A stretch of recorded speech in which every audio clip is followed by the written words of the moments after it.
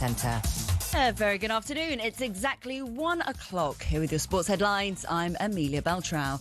talkSPORT understands Pep Guardiola will likely leave Manchester City at the end of the season, despite having another year on his contract. We're hearing Enzo Maresca is the top candidate to replace him. Here's our chief football correspondent, Alex Crook. There has been some suggestions that maybe there's still some contractual issues with Chelsea. We're being told by sources close to Maresca that he is free to take another job as soon as this summer. Jimmy Floyd Hasselbank has told talkSPORT he has sympathy for Liam Rosenior after being sacked as Chelsea's head coach. Chelsea have lost 7 in their last 8 games and face Leeds in the FA Cup semi-final on Sunday, live on talkSPORT. The Blues legend says now's the time for the squad to wear the badge with pride and play for their families. When you cross that white line, it's for you and your teammates to come together, play for the shirt, but make yourself proud and your family, and that's what they need to go and do on Sunday. As simple as that. Ray Barlow reckons Mikel Arteta should be given another year at Arsenal, even if they don't win a trophy this season. And he believes the club should bring in Marcus Rashford in the summer if Barcelona decide not to trigger his £26 million buy option. It's a pretty good deal if you get someone like Marcus Rashford for that sort of money, because I can still think he can bring something to the table. Look, Arsenal will be getting rid of quite a few players, I should imagine, during the summer. I think for that sort of money, it's not a bad deal. Chris Hughton has revealed he was diagnosed with prostate cancer last year, but has already fully recovered. The former Premier League manager says he picked up the warning signs when at Brighton during a routine yearly health check. And Eddie Hearn says negotiations over a blockbuster heavyweight bout between Tyson Fury and Anthony Joshua have reached the final stages. There's more at talksport.com. talkSPORT News. Downing Street insists the Falkland Islands will remain British after reports the US is considering changing its official stance. And disagreement over the assisted dying bill as it runs out of time in Parliament to become law in England and Wales. More with Emma at past.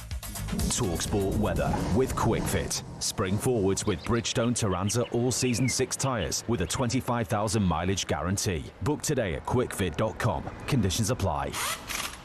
It's another bright sunny day. Yay! Slightly warmer than yesterday and less windy. Staying warm and settled into the weekend. Hello and welcome to talkSPORT Goals. We've been taking you through what should be another busy day of football. Chance to win it! We don't need to do that, guys. I'm going to owe you an apology. How would you get to that conclusion? That's a weak mentality. Oh, get out of it.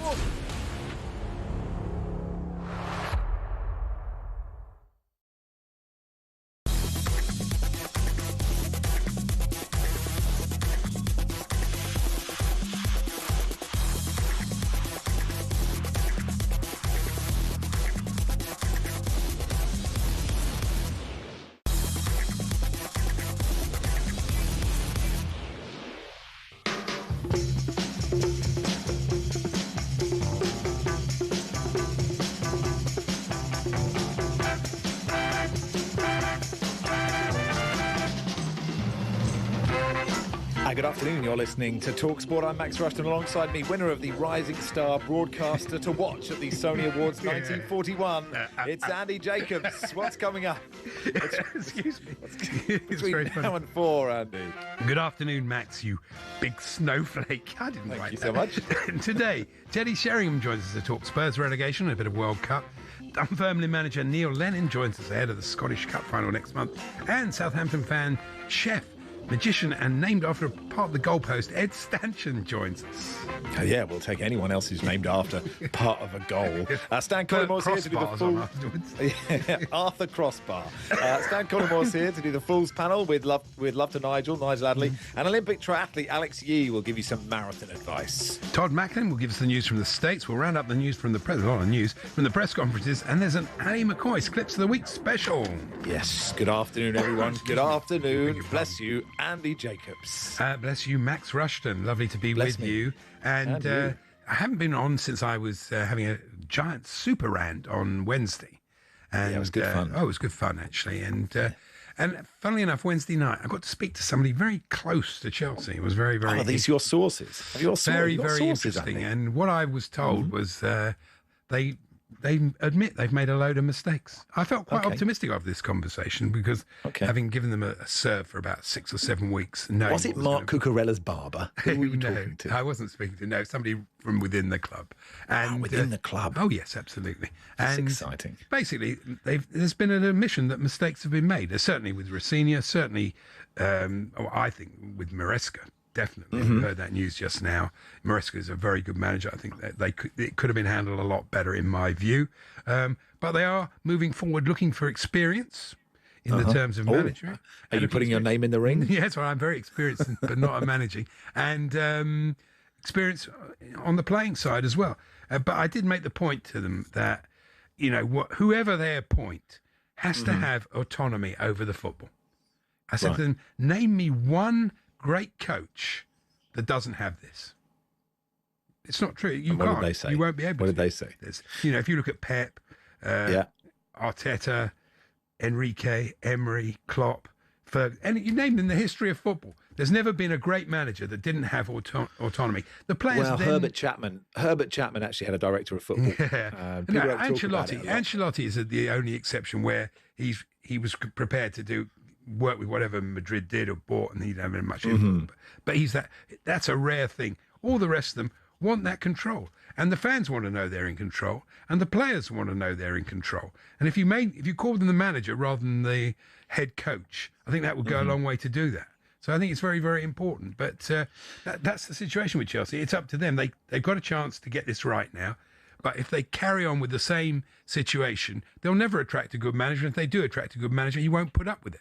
Because they all but want even that. Still, the only thing I wondered was, because Rossignol didn't have the credit in the bank. If you're Iraola, right, you've got enough credit in the bank that you could go to Chelsea and it doesn't work, and you could leave and just go, hey, it's Chelsea, and you still have the credit in the back. People know what you did at Vallecano and at Bournemouth and go, you're good enough. That's the only chance I think they have of getting a good manager, is someone that has enough credit in the bank to know it's a kind of free hit, and if it doesn't go well, people will go, what, Chelsea are weird, and that's fine. They had a good manager. They had Maresca. I mean, the thing is, because he was unhappy, basically, and it's pretty obvious he wanted a new contract, and they didn't want to do this. So, therefore, he in the end did what people do. All right, I'll talk to somebody else. And you won't be surprised to see him, at City at the start of next season if that's the way it turns out, that news bulletin. And let's face it, City obviously value him, whereas Chelsea didn't. And if they did, they should have looked after him, because that's what you do with people, When Chelsea called, was it a withheld number, or is it Mr. Chelsea? And then you're like, you knew it was a direct. Oh, do you have a direct line? Is it a different phone in your house? A blue phone? It's a blue phone. It went off. When you've come off your long run on a Monday, they're going to call and say, that rant was too much. No, it's never happened before. Come to Cobham immediately. It's never happened before. But I think ever. No, never. But I think it was the questions that me and Charlie asked. Oh yeah, very much. We got it out of you. I think look, it's very fascinating to watch the papers all writing about the focus not being on the manager but on the people who employ him and the way that they do it. I talked about this on the show 7 weeks ago. It was so obvious. This doesn't matter about Rossignol. Was never. I said to forget about him. He's never going to be successful. And that in the end, he certainly did lose the dressing room. Everybody could see that. It's an old expression, but it happened. They weren't having him. They weren't impressed with his tactics. They weren't impressed with his in-game management, and they stopped playing for him. And you saw, Tuesday was, that was pretty unacceptable. I think most people were horrified with the performance, apart from Brighton fans. I wasn't. They loved it. Yes. Well, of course. Care. You don't care, but I don't care if Cambridge don't come up. You know what I mean? That's the way football is. How dare you? Yeah, well, Salford beat Bromley last night. I was disappointed with that. It was not good for us. This text says, I'm absolutely disgusted at your claim that nobody else is named after part of a goal. I shall be putting in a complaint, and that's from Steve Goal Line. Technology. He's a double-barreled name. He's from the Berkshire Goal Line Technologies. I presume Pedro Neto will be on the show today. Can't wait, says John. Yeah. Yes, Ed Stanton is coming on, who's a chef, who is called Stanton, which is very exciting, isn't it? Because it's a word you only use for Trevor Brooking and Chris Armstrong. Well, Clive Allen, of course. Goals? We did a Phoenix from the Flames with Clive Allen. It was all based on the fact that Jimmy Hill called it a staunchion. And the whole Staunchen, sketch was yes, based he on whether did. it's Staunchen or Stanchion. But this is he's not Staunchen, he's Stanchion. He's not Ed Steve Staunchen. Staunchen. No, Steve Staunchen, Ed Steve Stanchion. You've got to have a system. Well, Jimmy Hill, that was sort of back in the days before Football Focus was what I saw. I didn't hear the show before, but I saw the text board and lots of people saying they ruined it because it was woke. No, they didn't. Football Focus, for it to have gone woke, it would have to have been this kind of edgy TV show in the first place. Football Focus was always fine. It was just fine. It had some good presenters. They were all fine. It never really did anything special, but it was fine. It was the only thing on TV, and that's why people watched it. Right? You could accuse me of making Soccer AM woke, right? That is legitimate, right? It had all these real laddie guys on, alpha lads on, and then I turned up with my clarinet and I made it woke. And the figures went up. Let me tell you, the figures went up, everybody. But Football Focus, it's just, football is different. As how people consume it is different, right? That's true. But you've made this show woke, and I'm very grateful to you because, we're much more appreciated. I know you are. I'm trying to bring you in the 21st century, Andy. The Sun did well, though. They found these two people. Ian Smith fumed, apparently, on X. What, Harold Bishop? No, I don't know. He said another show, like A Question of Sport, destroyed by the BBC's woke agenda. And Liverpool fans, Stuart Nichols, blasted. The writing was on the wall for Football Focus, and Alex Scott became host. I mean, blimey, these people have just ridiculous. It was never edgy. When was it? You were never watching that thinking this is the word, are you? It was just when Bob Wilson did it, I used to think this is like Terry Christian. Tremendous. Excuse me, I must get this cough out of the way, but I will. Bob Wilson trying to get another football manager to eat some elephant testicles on TV like they did on the ward. Who could you get to swear? Which Division 2 goalkeeper can we get to say the F word on BBC One? Yes, it was just fine. It was always just fine. That was it. And I must admit, look, I got to admit, I haven't watched it for about 40 years. Of course, because people consume football differently, and it's just different. And like Soccer AM died because when I was doing that, right, if there was something funny from League Two, you hadn't seen it until we put it on the TV. Yeah, it was the same with fantasy football. I know what you're saying. The same with fantasy football, right? Yeah. It was a clip show, and by the time I just about finished, or other people took over, all those clips, you've seen it before that game's even finished. Social media has just changed how you consume the game. Very and true. we're lucky, I think, and I might be wrong, and I hope I'm not, but I think radio will survive for so much longer. Live radio is a different thing. Yeah. It's a different thing. It's different from community podcasts as well. It's a different I think so. I mean, I'd never have a podcast. No, but podcasts are great. But I mean, there is a difference between live radio and... Oh, I totally agree. And the beauty of live radio is this show could be the greatest show that's ever been made, and it could be the worst one. And there's probably nothing, somewhere in the middle, I'd imagine. Be my guess. It'll be a 6 out of 10, but we don't know. We don't. It's the excitement. What time is Luke? What time is Luke O'Nien bag on? Says Rory in Belfast. Very good. That's very good. Richard, you say stanchion, I say staunchion. Let's call the other thing off. Exactly. That is from Dick Penalty. Thank you so much. I've seen a few of those it's Max Rushden Andy Jacobs with you in partnership with Toolstation. Check out their wide range of garden power tools with brands such as Bosch and Ryobi. Next stop, Toolstation. Teddy Sheringham, one of the greatest centre, one of my favourite players of all time, is coming on in just a second.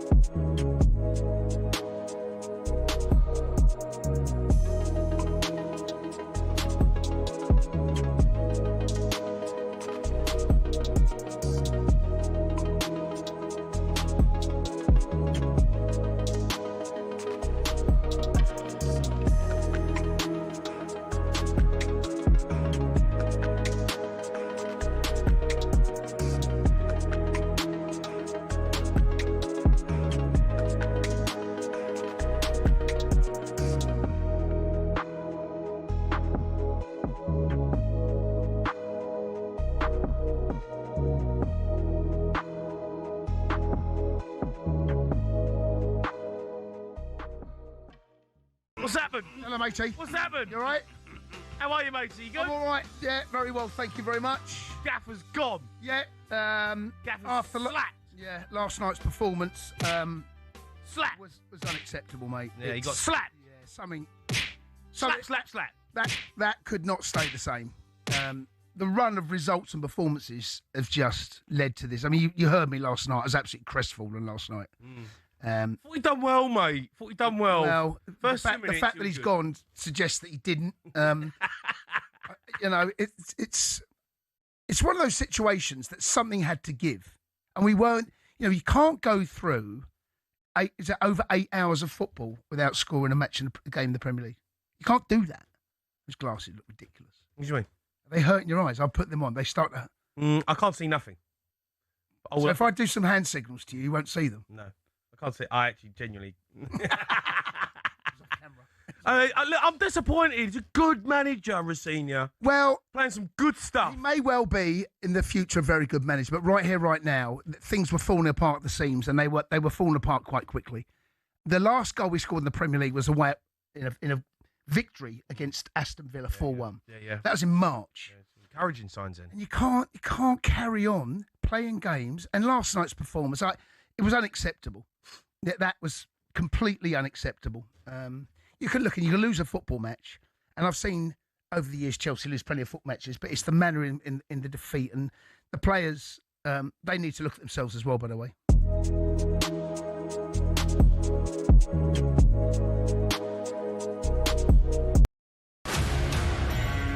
Hello and welcome to talkSPORT Goals. We've been taking you through what should be another busy day of football. Chance to win it!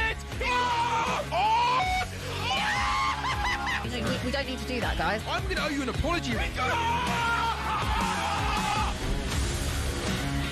How would you get to that conclusion? That's a weak mentality. Oh, get out of it.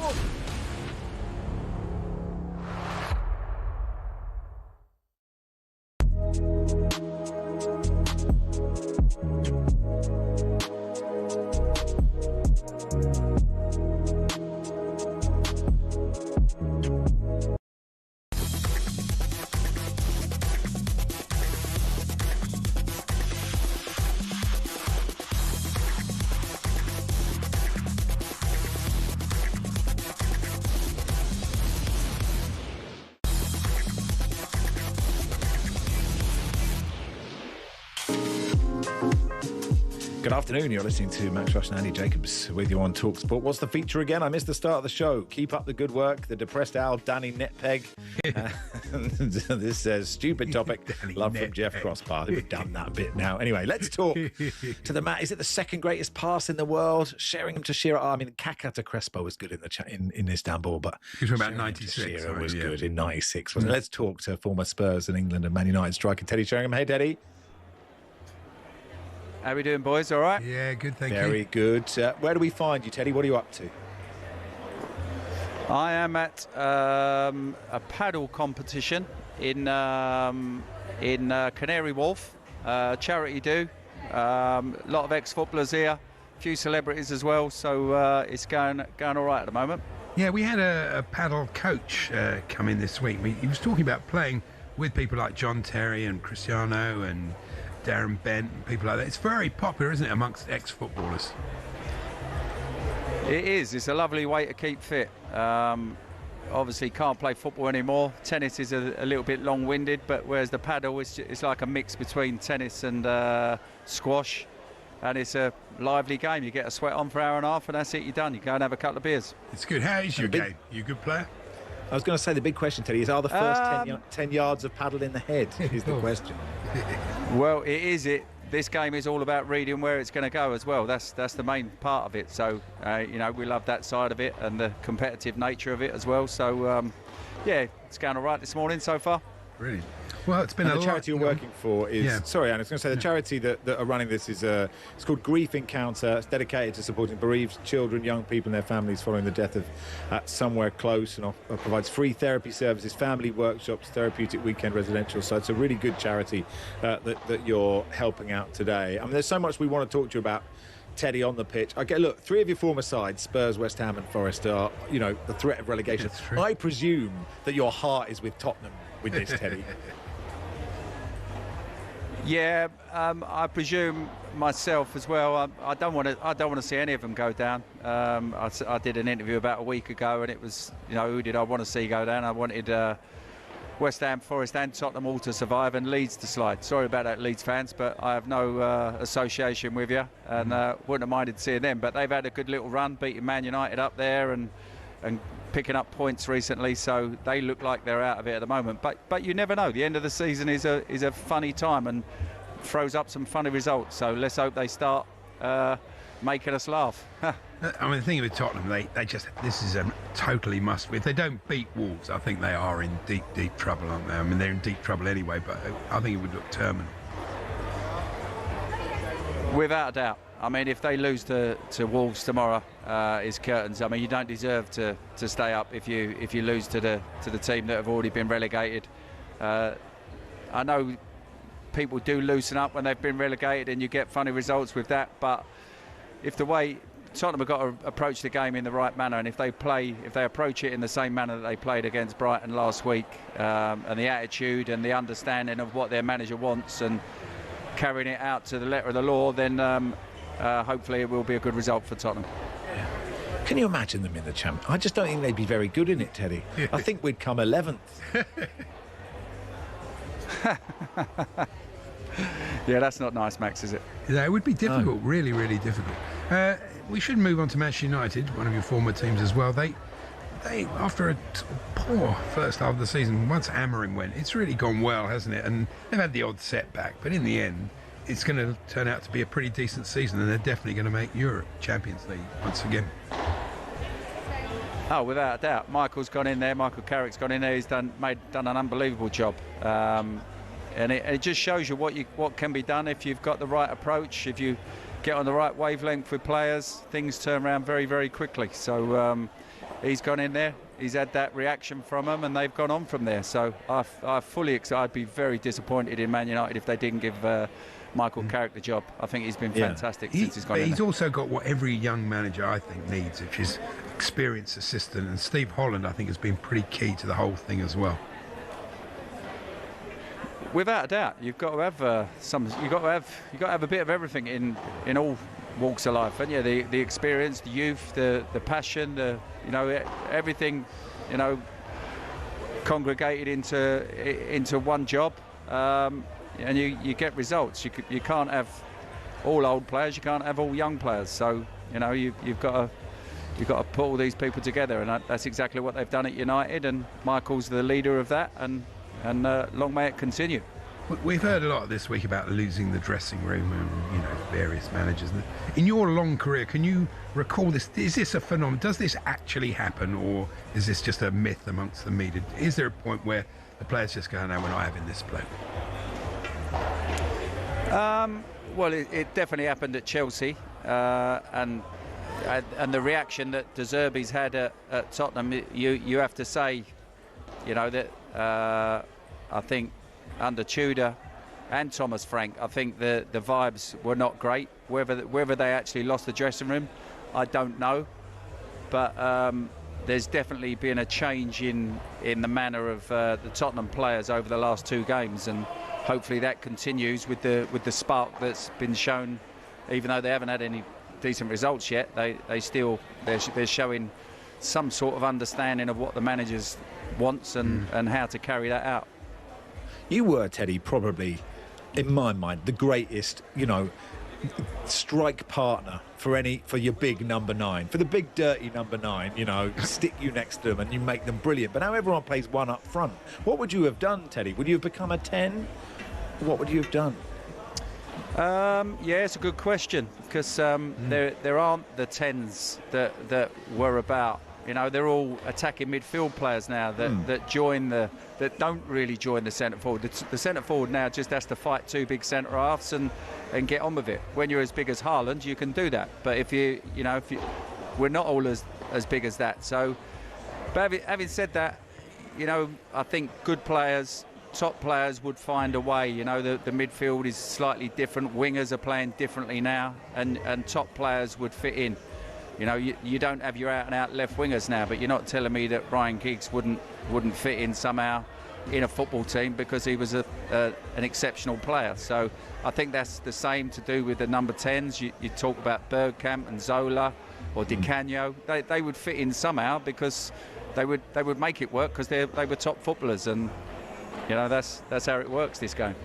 Brilliant. Was that pass to Shearer your best pass ever, Teddy? It was a short It gets pass, mentioned a but lot. it was A lot of beautiful. people. It was just, I think it was the disguise that you're talking about, wasn't it? That made the defender come flying across to me. But most people get asked about goals that they've scored, but that does get mentioned a lot. People that appreciate good football. There we go, and I appreciate good football, Teddy. Tell us, you've got a social media company, Teddy, called Peak. Tell us about it. It's not actually my social media company. It's a football media platform that a lot of the ex-footballers are on now. That we just give our views, so we don't have to come on talkSPORT every 5 minutes. We give our views, and there's a platform for people to follow us, and it's going great. It's called wearepeak.com. And there's a lot of ex-footballers, got a lot of the women footballers on there now, showing what they're up to in their day-to-day lives. And I believe the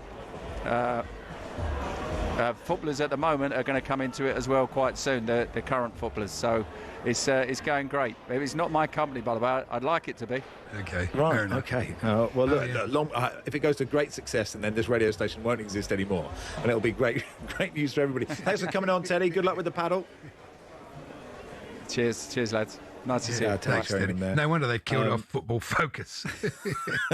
They're all on Peak. Widows. We maybe it's called Widows Peak, and it's for footballers who are receding, and you're not allowed on. Steve McLaren is obviously running it. He's like Dimitar Berbatov was definitely be involved, but you can't be bald. Like, there's no place for Lombardo or Steve Ang. Yeah, absolutely right. God. What about you? I love Teddy Sheringham as a footballer. Just such a brilliant player. And like in '96, and everybody wanted Shearer and Ferdinand, and I love both those players. They were brilliant, but they didn't work together. Like it was two. They were two brilliant centre forwards. Maybe they worked okay for Newcastle together sometimes. But the point was, Teddy was so brilliant. And that Netherlands game, it was like the moment where my friends were like, "Yes, we understand Max now. This guy, just because he wasn't quick." There we go. Anyway. I hope I wasn't too fawning during my. That's why I like to Paxman grill all the guests. Fair enough, really. Love the player. It is Max Rushden Andy Jacobs with you until 4. Neil Lennon, Dunfermline manager, will join us in just a second. They're in the Scottish Cup final in a month, and we'll chat about that.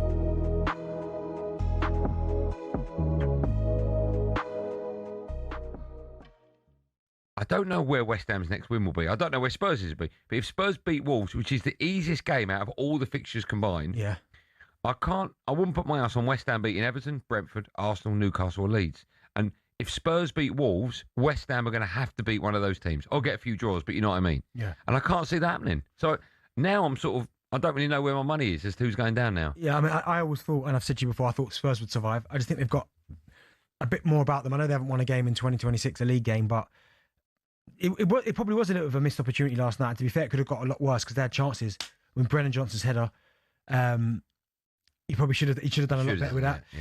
Goal obviously ruled out, rightly so, with the handball. But yeah, it's going to be a difficult one for West Ham. I mean, they're both playing at the same time, which is quite interesting at the weekend. So at least there's not one almost. Oh my goodness, they've won. Neither on telly, right? They're Neither. both Saturday afternoon. Both 3 o'clock. So I can't remember. You got that stick, haven't you? What stick? Huh? What stick? So you can watch games? No, I haven't got no stick. I thought you got Premier League TV. Yeah, code, not stick. That's what I mean. That's what I meant. Sorry, Darren. Use Yeah, the word code, please. Code. I meant code.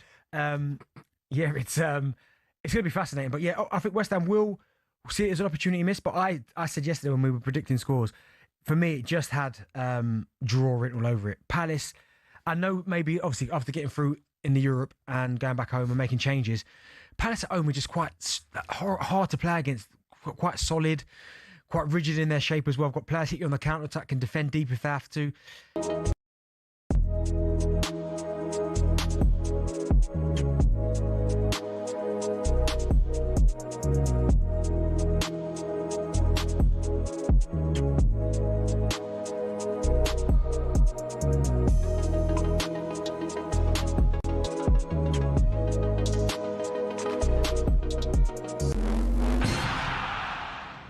Former Burnley striker Charlie Austin's told us it's time for the club to part ways with Scott Parker.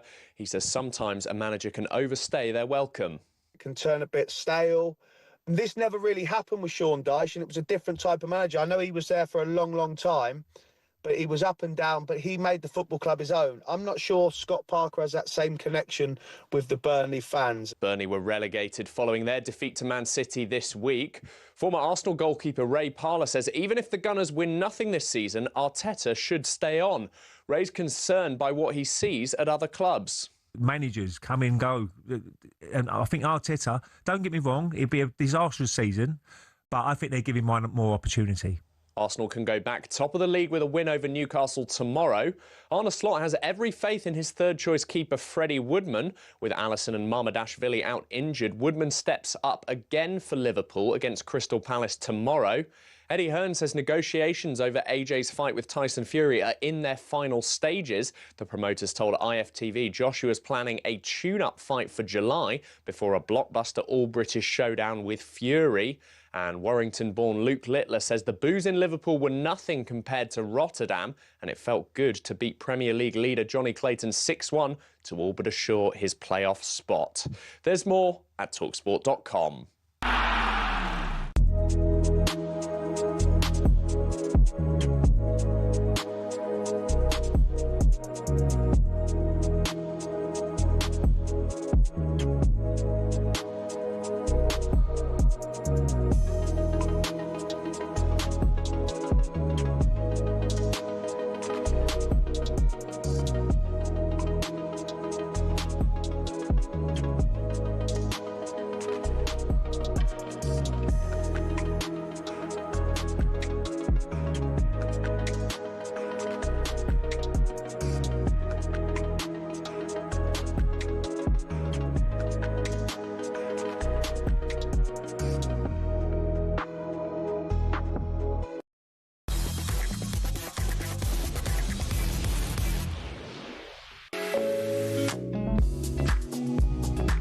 You are listening to Max Rushden Andy Jacobs with you until 4 on talkSPORT. Dunfermline manager Neil Lennon joining us shortly gives us a chance, Andy, to ask you for one small vignette from all of your meticulous preparation for this programme.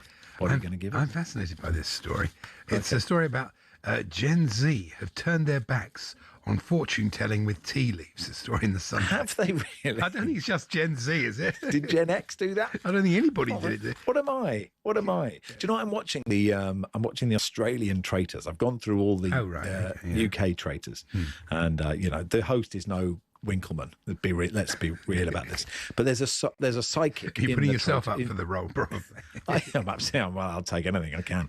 Anything in the daytime, that'd be good. Yeah, but there's a psychic in the. Speaking of tea leaves, she's not read tea leaves yet. But in the first round table, she's there going, "I've spoken to my senses, and I think that Jack is a traitor, and Jack is a faithful, obviously, because they always make these mistakes." Yeah. You think, well, you've messed it all up. You've got to keep this close to your chest. You can't get the first thing wrong if you're a psychic, can you? Well, there we are. Not really. I don't know. Should we see if Neil Lennon reads tea leaves? I lost interest because it was Australian traitors. I'm not, I see. Okay. Otherwise, I might have been more engaged. What's wrong with you? Oh, okay. I understand that. Anyway, let's speak to the Dunfermline manager, Neil Lennon, into the Scottish Cup final. Hey, Neil, do you read tea leaves, Neil? I always thought we'd begin this interview with that question. Oh, that's a great question, Max. But it's not in my repertoire, no. Right. No, fortune telling and all that. I mean, the only thing with football is superstition. Neil Lennon about fortune telling. Well, I bet there have been managers in the past that have believed in that and thought, we'll get somebody come in with a crystal ball and tell the team that they're going to win the cup or something like that. It's not a bad idea, is it? Neil? I'm superstitious about certain routines on a match day, Max. If we win, then I stick with them. If we lose, then I have to change it. Okay, so what superstitions did you go into in the semi-final and that you will stick to for the final? Yeah, that's true. Just the sort of kit that you wear. Like I'm a tracksuit manager, so it's just sort of a particular T-shirt or Under Armour or something like that, or the sort of wet tops that I wear and the colour. And at the minute, I'm wearing these Hoka trainers as well, so I don't want to change them because we're doing okay with them. Right, but you don't have to leave the Under Armour on for the whole month between the semi-final and the final. No, it's not a good look, that, Max. It's funny, though. Nick Hornby, in his sort of famous book about football, Fever Pitch, he talks about this, and he says the idea that somehow, we all do it. I do it. I always with the pants and all and go through the whole performance. But the idea that this can somehow affect what happens on a football pitch is quite odd, isn't it? It's quite. You even get a bloke like Pep Guardiola turns his back on penalties because he doesn't want to watch them. Superstition, but it can't affect it, can it? It can't make any difference, Neil, can it? No, not really. No, it's fate or it's the lap of the gods, whatever you want to call it. So in a previous cup final, Andy, I didn't watch the penalty shootout. Celtic were playing Hearts. I went into the little analysis room at the side of the tunnel at Hampden and didn't watch. I watched it on the TV screen. And then on Saturday, I just, sat there or stood there and watched the team go through the penalty shootout. But I think as you age, you get a bit more sort of calmer in those situations, even though it meant just as much to me on Saturday as it did in previous years. Yeah, of course. Yeah, great. That penalty that they missed the first one, didn't they? And that is so, going second is never good in a penalty shootout. But Falkirk missed the first one, and you must have just gone, once one's gone, you're like, we're close now. Yeah, it was a great. He hit it really well, but unfortunately for Brad, it hit the bar. So, and then I just said to my players, like, just don't dilly dally, don't overthink it. Just pick your spot and just hit it.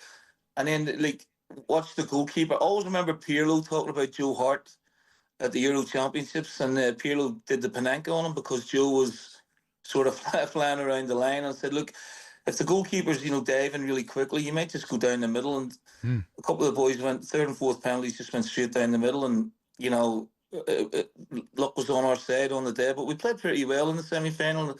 We played pretty a controlled game. You mentioned Celtic and Hearts there, and what we got in Scotland this year is the best title race for years. It's genuinely exciting, isn't it? Oh, it's fabulous, Andy. You can look at it. It's really, you can throw a blanket over the three teams, really. Hearts have been a revelation under Derek McInnes, and they've hung in there. They've had their little dip, but their home form's been magnificent.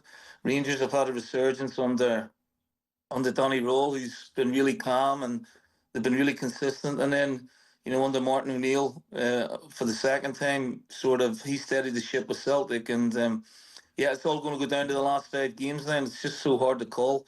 I think, with Celtic having Hearts and Rangers at home, that could be really advantageous, but, the games are going to be really dramatic and really tense.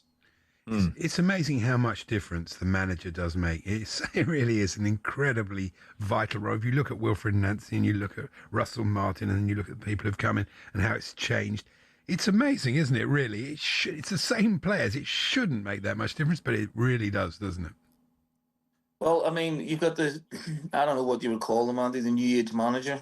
Some are successful and some aren't. It wouldn't be my cup of tea, and it wouldn't be how I would approach a management job. But, there's a lot of PR work goes in behind the scenes without any real substance to what they're actually doing.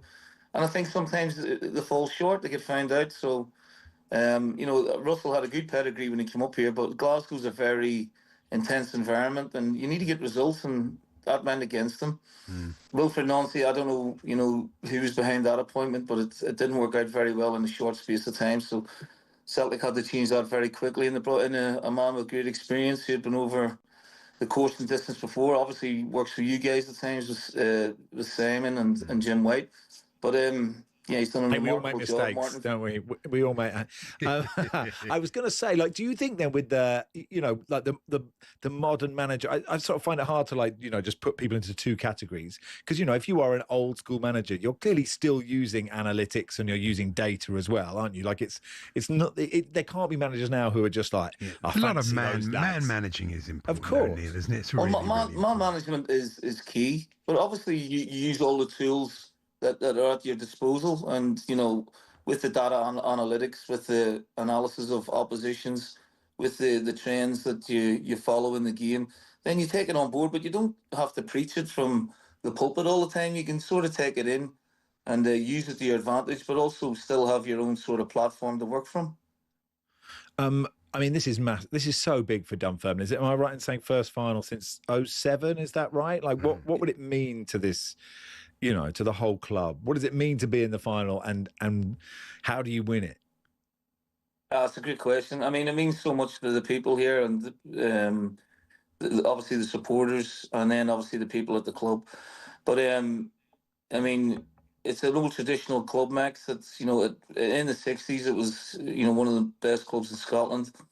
Obviously lost its way a little bit. We've got a new owner in there who's revamped it, and we've got a good young, energetic, talented team. We've done very well to get to the final, but we are playing Celtic, and we're going to have to approach the game the exact same way we did the semi-final. Try and stay cool and stay in the game for as long as we can, and cause Celtic problems and see if we can turn over them in nervous moments. It's going to be very difficult because they're a team full of quality players and internationals, but we're very excited about it. But we've still got the playoffs to negotiate as well. We've still got a couple of league games to go through before we play in the playoffs. So it could be an amazing season, but it already is really. But, we could put the icing on the cake with either a promotion or a cup win. Yeah, I find it too stressful. Cambridge are third. I'd rather a mid-table. I can't bear this. Well, they've had a brilliant season as well, haven't they? I was watching Salford and Bromley last night. It was a great game to watch. Obviously not for you, but, I mean, they've had a great season as well, Max. Yeah. We could have won at Bromley. I mean, people don't want me to bang on about this when you're on. You're coming up against Martin O'Neill, Neil, and you know him pretty well as well. Does that help? Does it make any difference? No, I think it's more of a disadvantage really because of how close we've been over the. I've known Martin for 30 years, and I played under him for 10. And obviously he's been a real sort of mentor and support to me throughout my managerial career as well. So he's the biggest influence on my career. So it's going to be a little bit different for me, for sure. It could be his last game, so I think it's quite poignant.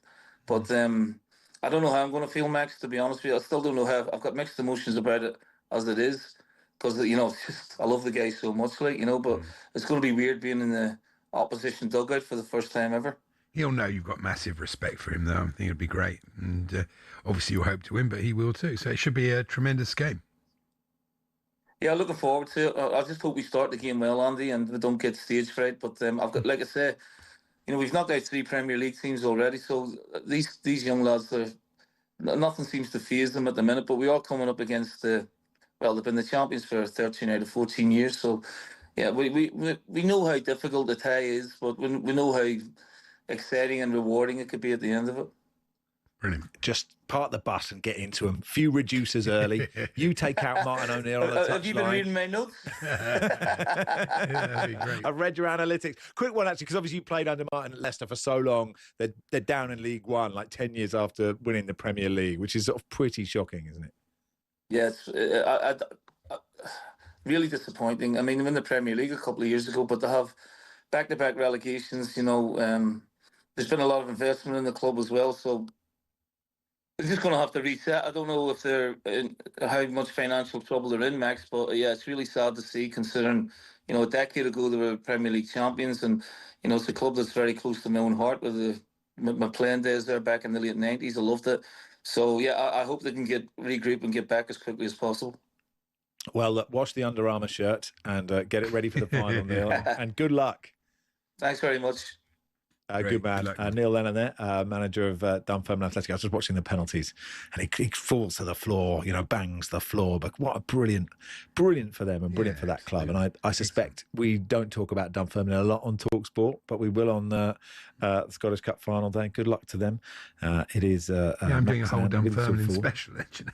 Yes, I should hope so. The best special we ever did, Andy, was when it was transfer deadline day and we were made to wear red for completely unknown reasons. And the only transfer that happened in the 3 hours was Graham Dorrans went on loan to Norwich. We had to do a 3-hour Graham Dorrans special, but we nailed it, Andy. Max, that Sheringham interview was no match for your grilling of Gerwyn Price. Surprised you. I asked Gerwyn Price how many darts he had. I thought it was a good question. It's not a bad question. Did he say 3? He said he didn't know, actually. And I should have said answer the question. I should have gone Paxman v Heseltine or whoever it was. Because you've got the flights and then the actual metal bit, haven't you? Well, of course. I mean, now we're really deconstructing it. Absolutely right. And also, the dart unscrews into 2 bits. So, who knows? Listen, the possibilities are endless. I didn't have enough time, Andy. That's the problem. Anyway, he says, I'm surprised you didn't ask Teddy how many paddle bats he had. It's a good. I should have asked Teddy that. Should have done, really. It is Max and Andy with you until 4. And what are we doing next? Oh, it's a bit of Andy's nonsense. Yes.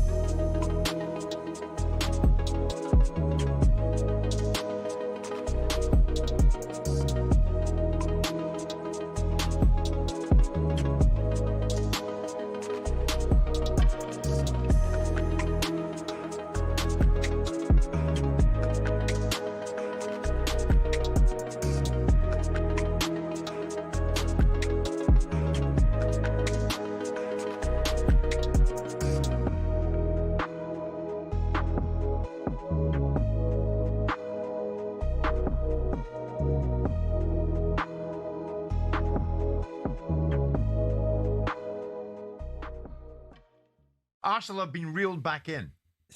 They are the title in the hands for months and months, and 3 weeks ago they had 10 points.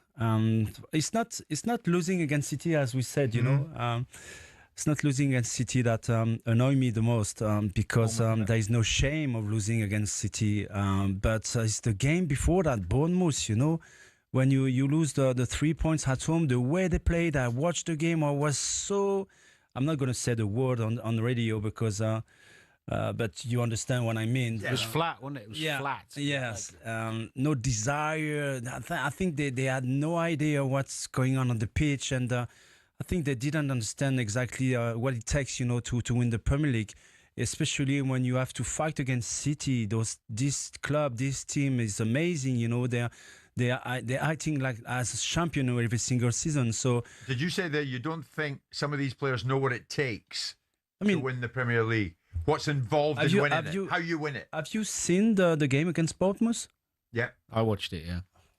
Honestly, there was no urgency. It was strange. I mean, no energy, no creativity, no desire. I mean, guys, you're fighting for the title. You know that if you win that game, it doesn't matter if you lose against City and the game is the end as well. You still have 3 points. Come on, guys.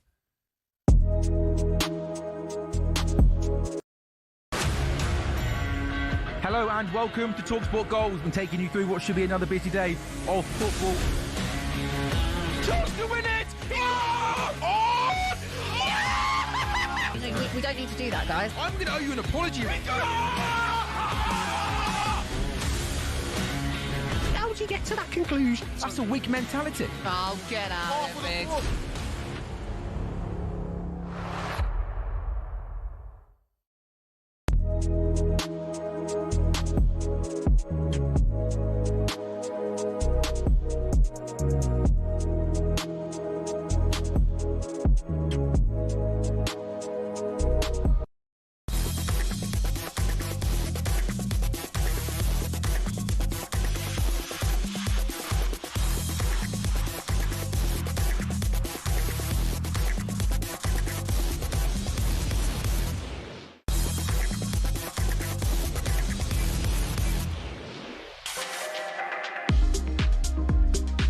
Matt writes, Andy, please don't encourage Max with more darts talk.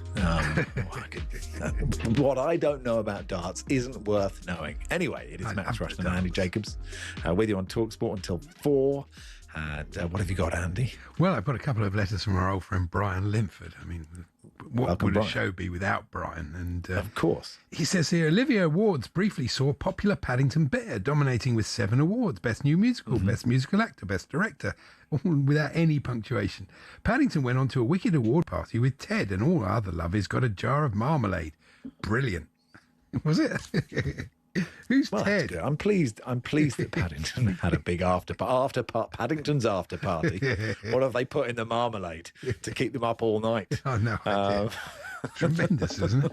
And well done. Brian, Well writing done, about mate. the royal family, he says, the royal family united at the palace to celebrate the late Queen's 100-year legacy and B-Day. B-Day? B-Day. Birthday. The royal B-Day. Royal B-Day. I bet there is a royal B-Day, isn't it? A gold-encrusted B-Day. I wouldn't like to see that. A 2007 group photo saw 26 royal family members, contrasting the 2026 snapshot, just 11 pictures of the new slimmed-down monarchy. Each generation to its strengths equals testament to King, for some reason in capital letters, Charles III, surely, harrowingly, but necessarily dealing with the royal family loose cannons. Credit surely due, says Brian. I think Brian's using AI now. I think Brian's gone on to ChatGPT for that last one. Yeah. The way he said King Charles III, I was expecting King William II. That was what I was expecting, a result. Are you not a B-Day man, Andy? I thought you might be a B-Day man. I haven't got a B-Day at home, and I've never really used one, I don't think, in a hotel or anything. Have you? Would you like them? Have I ever used a B-Day? It's a good question. I can't, off the top of my head, I can't remember. I doubt whether many. Have any of our TalkSPORT listeners ever used it's a Heartland. B-Day? Absolute Heartland. No, hello, Jamie. I'll have the B-Day after a game. It's not going to happen, is it? I have the shower, but I need extra. What percentage of our audience have got a B-Day at home? I reckon it's more than you think. I'd say 7% of TalkSPORT listeners have a B-Day. You got a B-Day, 81089. Come on. Yeah, okay. Well, thanks for those letters from Brian. Anything else? Yeah, well, there's been a lot of space travel recently, isn't the old Artemis? Good news. Yes. Yeah. Apparently, scientists have found a planet that smells of bad eggs. Yes, a new planet has been discovered beyond our solar system. Okay. But astronauts might think twice about visiting. Oh, yeah, they're not going to go there because it smells. What, that one? I'm not going to Mars. It reeks, for goodness sake. Yes, apparently the exoplanet known as L9859D, one of my favourite places, actually. Yeah, very. Stores large amounts of sulphur deep within an ocean of magma, if you'll pardon the expression.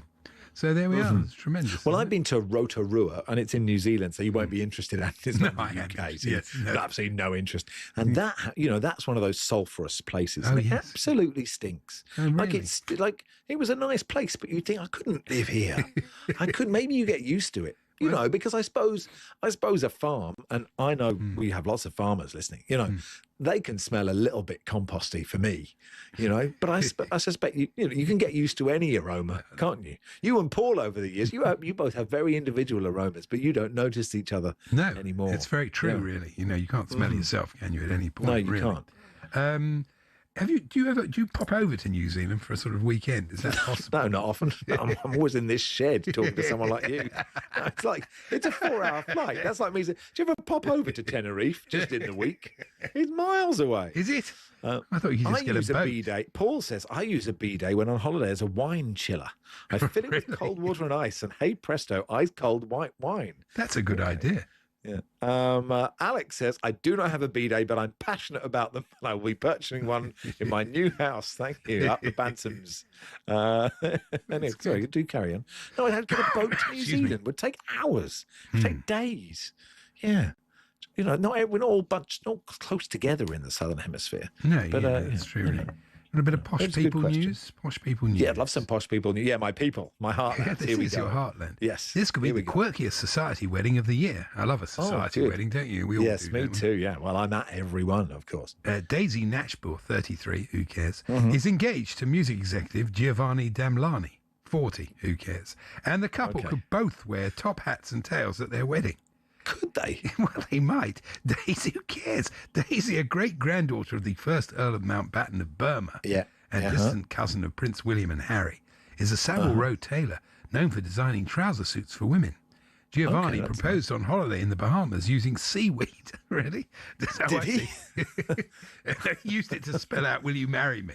Well, that's nice, isn't it? Yeah, that's best. So, yeah. It's a bit, it's quite mucky seaweed, isn't it? Well, it is really. It's quite hard to make a seaweed message, I would have said. What Daisy font was he using? I don't know, actually. Was he using Wind? Was he using Proxima Nova font for his seaweed? Helvetica, I think. Did he get, surely he got his people to do it. I said, would you? Would you design this well seaweed? Done. Could you just write, "Will you marry me?" in seaweed on the beach?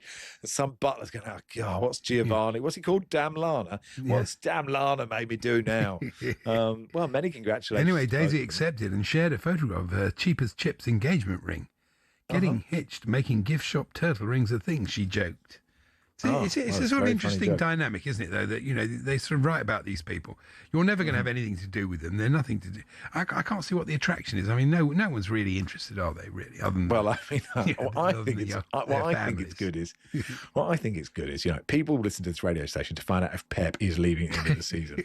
And we've done 10 minutes on "Do you have a B-day?" and a marriage between two people that none of us will ever meet. And at the end of the bit, you say, and none of us are going to meet these people. So why does anybody care about Alfred Giovanni Damler and Daisy Donovan? I don't know.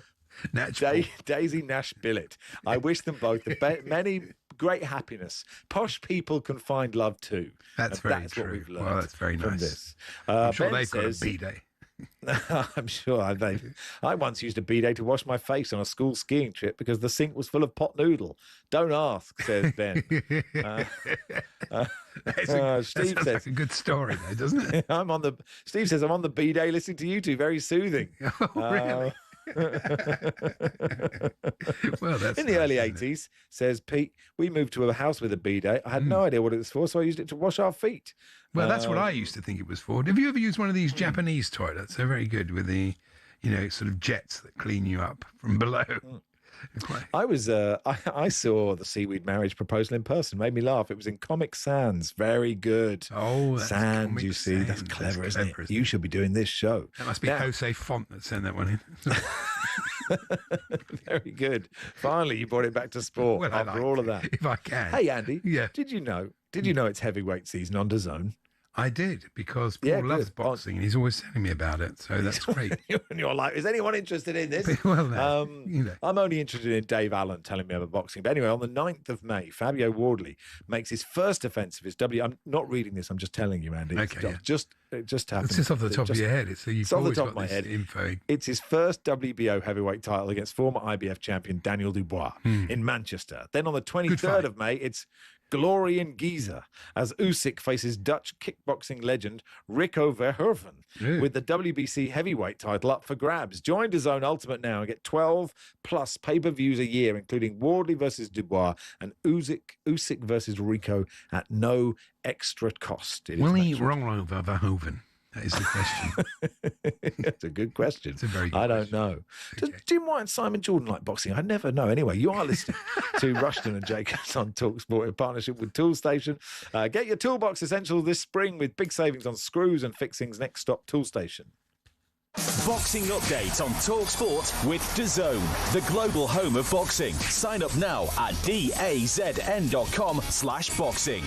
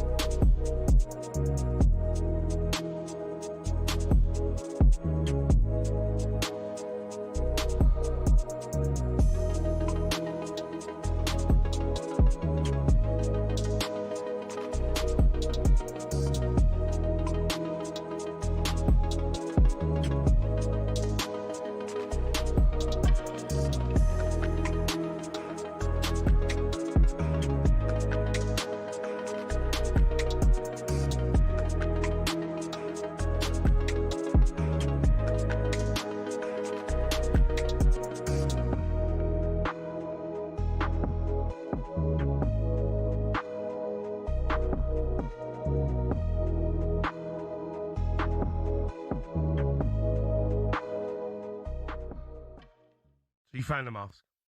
I found the mask. It's just who we are, mate. Yeah. I'm not going to lie. I hope you lost it. Why? What do you mean, why? Mate, do you know, it's half hot in here. And I can't... So you don't realise what it's like. I've had Arteta on. I'm going to have to take this off, mate. Well, I can't. No?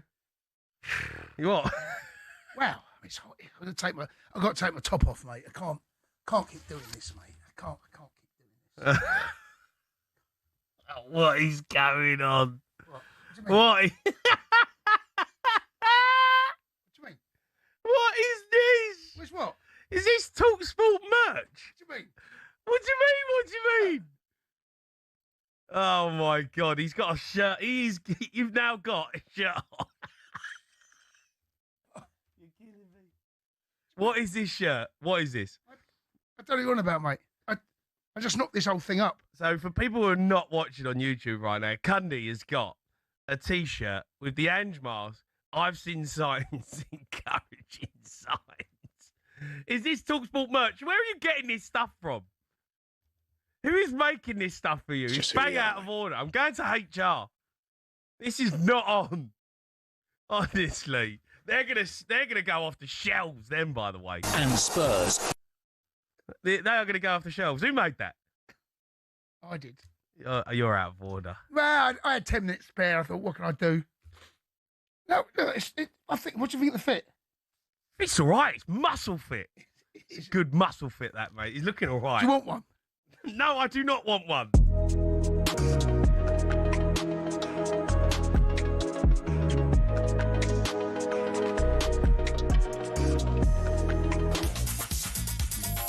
Good afternoon. You are listening to the world's biggest sports radio station. It's talkSPORT. Max Rushden Andy Jacobs with you until 4. Let's get the sports headlines with Amelia Beltrao. talkSPORT Sports Update, powered by the Nissan Van range, supporting van owners to get the job done. Search Nissan Vans or head to your local Nissan Van centre. Thank you, Max, and a very good afternoon. With a growing expectation Pep Guardiola will leave Manchester City at the end of the season, talkSPORT understands Enzo Maresca is the front runner to replace him. That's despite Guardiola having one more year on his contract. talkSPORT's chief football correspondent Alex Carrick has been getting us the deets. I've been told by more than one source that high-level talks between Manchester City, their sporting director Hugo Viana, and Maresca have been taking place. Now, that's not to say City want Guardiola to leave now, but of course they have to prepare for that eventuality. talkSPORT understands Maresca is free to take a new job, even if he fails to resolve a parting agreement with Chelsea. Sticking with former Blues bosses, Jimmy Floyd-Hesbon has sympathy for Liam Rosenior after his sacking midweek. Chelsea now face Leeds in the FA Cup semi-final on Sunday under interim boss till the end of the season, Callum McFarlane. Hasselbank reckons it's going to be an exciting clash between his two former clubs. I think it will be spicy. I think hopefully we can have it a little bit old-fashioned, that a few tackles are allowed to be flying about. Now, former Arsenal midfielder Ray Parlour says even if the Gunners win nothing this season, Arteta should stay on. Ray's concerned by what he sees at other clubs. Like Manchester United and, Chelsea. Look at Chelsea now. And they're Tottenham even. Managers come and go. And I think Arteta, don't get me wrong, it'd be a disastrous season, but I think they give him more opportunity.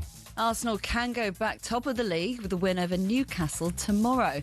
Former Brighton and Newcastle manager Chris Hughton's revealed that he was diagnosed with prostate cancer last year. He underwent surgery last May, saying the operation went well and his post-op rehabilitation has been successful. talkSPORT News. A man's been jailed for life for the rape and religiously aggravated abuse of a Sikh woman. And Downing Street insists the Falkland Islands will remain British after reports the US is considering changing its stance.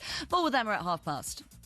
talkSPORT weather with QuickFit. Store your new tyres this spring at a time that suits you best from the comfort of your home or work 7 days a week with our mobile tyre fitting service. Conditions apply.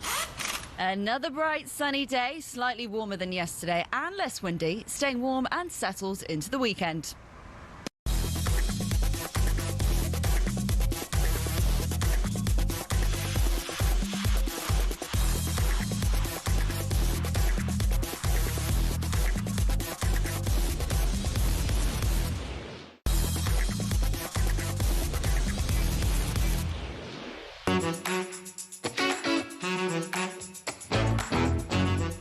is tight, he's knocked it square, and Haaland has a hat-trick.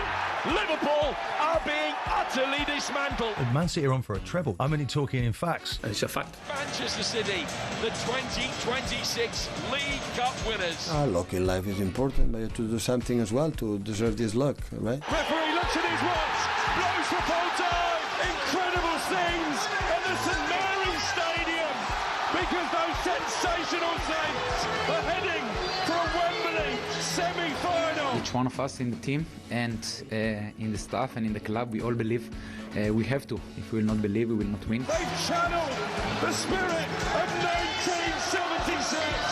Carrick to Stokes, who's onside. 1-0. Southampton take the cup for the first time in their history. Yeah, both FA Cup semi-finals live on talkSPORT. It was, yeah. Man City, Southampton, 5:15 on Saturday. Chelsea leads 3 o'clock on Sunday. Tim in Plymouth, by the way, important message, says, I used a bidet once in Egypt. I thought it was broken. The trigger mechanism was so tough to squeeze that I used 2 hands, and the spray of water came out with such velocity that I gave myself an enema. Oh, dear. I've had a fear of them ever since. Anyway, perhaps more importantly, Callum McFarlane has just said, done a press conference for Chelsea, said that Esteval's out for the rest of the season. Andy. So yes, I mean, the other night they had 6 key players out, and it's no excuse because the rest of them could have done much, much better than that. But it is a factor, and I suppose when it's an unhappy ship, you often tend to get this: the players get injured and they stay injured, and they don't. It's tricky, really. The whole thing's. I mean, the season's basically a write-off. They might beat Leeds on Sunday, but you have to think Leeds are in very good form and much better than Chelsea. So they must be favourites. Sure, I can't believe the bookies have got Chelsea favourites. Makes absolutely. I did a brilliant bet the other night actually, which I don't normally do. Did you? But did you have an almanac? No. What happened was I was watching Chelsea Brighton, and there was about 8 minutes to go, and Welbeck came on. And I thought he always scores against Chelsea. Yeah. He's never not scored against Chelsea. So I'll see what Welbeck to score the next. It was 7-1. So I thought, why not put a fiver on it? Brilliant. When he scored, I was I was really celebrating. Well, by then it had gone, hadn't it? So. Anyway, let's do a bit of Southampton on great form, aren't they, in the Championship and in the FA Cup semi-final on Saturday. And we can talk to chef turned magician, always Southampton fan, Ed Stanton, who joins us. Hey, Ed, how are you? Yeah, I'm very good. Thanks for having me on. No, and a pleasure. And what a fascinating life that you've had. You were head chef by 25 at the Ivy and thought, forget this, I'm going to become a magician. Well, yeah, I was a head chef at 25, not at the Ivy. I then my next job was at the Ivy, but pretty high up. I was always a magician, did a double act with my twin brother, and we took a show to the Edinburgh Fringe Festival. And yeah, during that run, I rang up the head chef and I went, listen, chef, I'm not coming back. And then that was it. And since then, I've been focusing on magic full time up until now, really. That's interesting. They're 2 completely different things. And so you have created a dessert, we believe, for the Southampton semi-final. It's a very exciting time for the club. Tell us a bit about that. Yes, so at the end of last season, I sort of came up with the idea that this season I would cook a unique dish for every single game this season, every single league Southampton match, that would in some way honour a past player of us and our opponents. So, for example, when we played Coventry City, I created a dish for Paul Telfer, which was his toasty. So when January came around and the first round of the Cup, I thought, well, it's probably only going to be another couple of games. I might as well include the FA Cup in this challenge as well. I wasn't expecting us to make the semi-final, and this actually added 4, maybe even 5 dishes to the challenge. I've got boiled Eggeldoschenstadt. That's all I can think of at this stage. I can't do the interview now because I'm stuck on puns with Southampton players in it, and food. But you had to do the whole thing. We're coming up to the semi-final. What have we got for the semi-final? Well, for people watching online, I'll plate it up and I'll sort of talk through what it is for everybody listening. So I look back on the 76 semi-final winning side, and lo and behold, the scorer of the winning goal that day was one David Peach, a taker of penalties and also a foodstuff. So this is a version of a Peach Melba, which is a celebration dish in itself, invented by Escoffier in sort of 1893. So it involves some raspberry Kool-Aid, which is basically just raspberries blitzed up, a little bit of lemon, little bit of icing sugar, and then a lovely poached peach, which is just poached in stock syrup and a bit of vanilla. And then the kind of interesting thing, I wanted to create dishes that people could follow along with online. I didn't want people to have to go out and sort of buy ingredients and, well, you've got to buy ingredients, to buy like crazy sort of equipment and stuff like that. So I've created a banana ice cream that doesn't involve any churning. So you basically chop up some bananas, freeze them, and then blitz them with buttermilk, and you end up with this lovely sort of no churn ice cream. And then the piece de la resistance is this little Tweel biscuit, which I have done my very best to make into the shape of an FA Cup. That's fantastic. Lovely. Well, That's better than a tinfoil FA Cup, isn't it? People take a brilliant. Tweel biscuit FA Cup to the semi-final at Wembley. Look at that. That is tremendous. What were the other FA Cup meals that you've had? Or some other ones you've had this season? For the Arsenal round, I did. So what I do is I look at a list of the players and try find one that might have an interesting story or an interesting dish with it.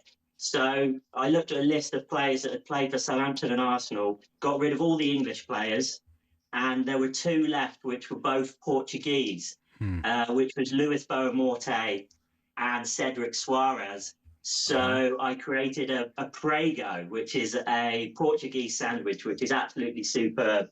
It's a steak that's marinated in beer, absolutely lovely. And I serve that with a bit of Bovril mayonnaise. As it's a football challenge, I'm trying to get Bovril involved as much as I possibly can. You could have done Theo Wall cottage cheese, of course. That's good. A lot of people are saying Matt Lettuce, Matt La Rotisserie, Shane Long Island iced tea we've had so far. I mean, we should talk about the football team playing so well. Okay, that draw against Bristol City, I think a lot of people thought Southampton were just going to win every game. I know they've still got Ipswich, but automatic promotion looks possibly out the window now. But what about the semi-final? Up against City, obviously not going to be easy, but you were on great form. The performance against Arsenal was wonderful. I mean, it was a tremendous coaching job, tremendously carried out by the players. It was brilliant. Well, I mean, no one really gave us much of a chance against Arsenal. And I think the advantage that we've perhaps got is that no one really knows a lot about us. I mean, when you're a second division side, if we were in the Premier League, we would have already played against Pep twice this season, and we probably would have been spanked, 3 or 4-0, and we'd be going into it thinking, oh, not City again. But the players haven't played against them. They've got no fear.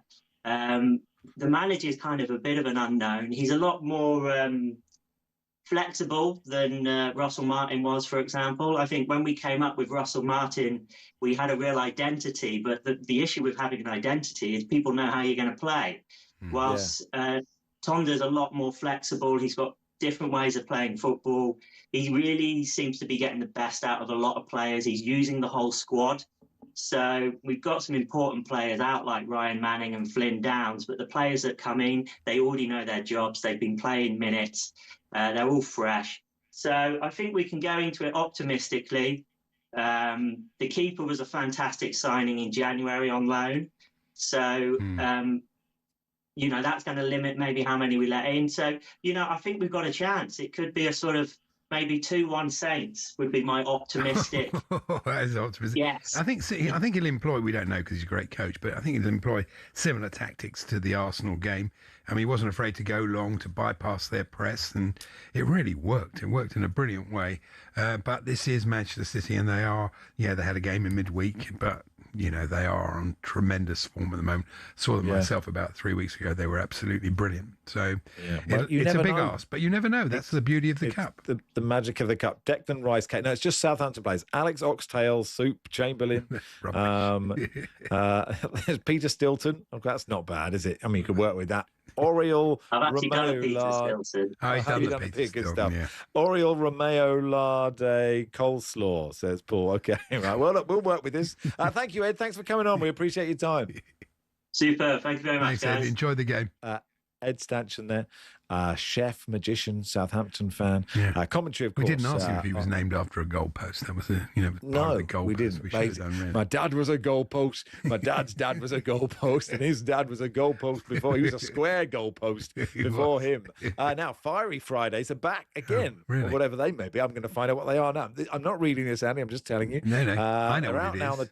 The talkSPORT Daily Podcast. Adrian Durham, Alex Crook, and Angelina Kelly arrive every Friday armed with one blazing hot take. Adrian's take this week is sensational. Go on, read it. What was it? What was it? What was it? Oh, it's absolutely. What was it last week's was silly, wasn't it? No, here I've got it here. Adrian explains why he thinks Man City's 115 charges should be dropped. That's right. Here we go. They should get off. Or not that they've done anything. Well, how do we know? Crookie thinks Man United would be challenging for the league if Michael Carrick was appointed last summer. Angelina believes Arsenal should sign Marcus Rashford. I don't think they're going to appoint me to do this Fiery Friday. No, you're not. Max thinks that everyone should own a B-Day. If you want to hear more, the talkSPORT Daily is available on all podcast platforms now. It is Max and Andy with you in partnership. Andy's not looking forward to Phoebe Natchpool's wedding.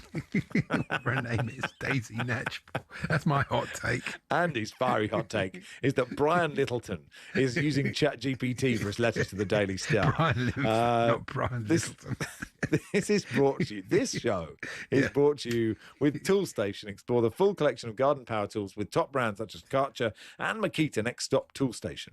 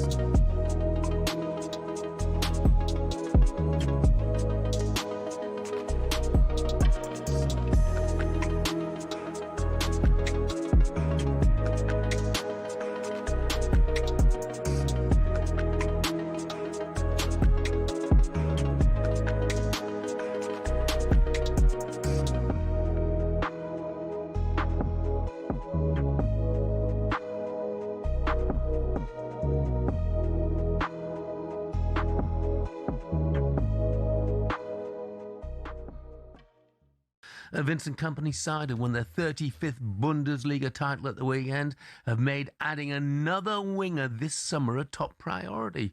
Gordon's thought to be open to a move to the Bundesliga, even though a starting spot, the Allianz, is not guaranteed. Sources reveal the England international has already spoken to Harry Kane about life in Munich. Newcastle United reported to be willing to sell, providing their valuation of at least £75 million is met. Do you think that there's a possibility that Bayern might balk that valuation, Coisty? 75 million? It's a lot of money. I mean, he's a, good player. Fully fledged England international. Oh, 100%, mate. 75 million. Far too much. Good player. I like him. Hasn't shown any level of consistency in the league. I would say best form's been in the Champions League or certainly Europe. Would he be interested in going? You better believe he would. I mean, if you're Anthony Gordon, crikey, a move to Bayern Munich, why would you not? But because you might not play every week. I know, I get that, and I was just about to say, you look at it. I've got Musiala, Diaz, Guerrero. I mean, Elise, Harry Kane. Gnabry. He won't start. I mean, if Bayern Munich were playing PSG today and he was in that squad, he wouldn't. Hello and welcome to talkSPORT Goals. We've been taking you through what should be another busy day of football. Chance to win it! We don't need to do that, guys. I'm going to owe you an apology. How would you get to that conclusion? That's a weak mentality. Oh, get out of it, Biggs.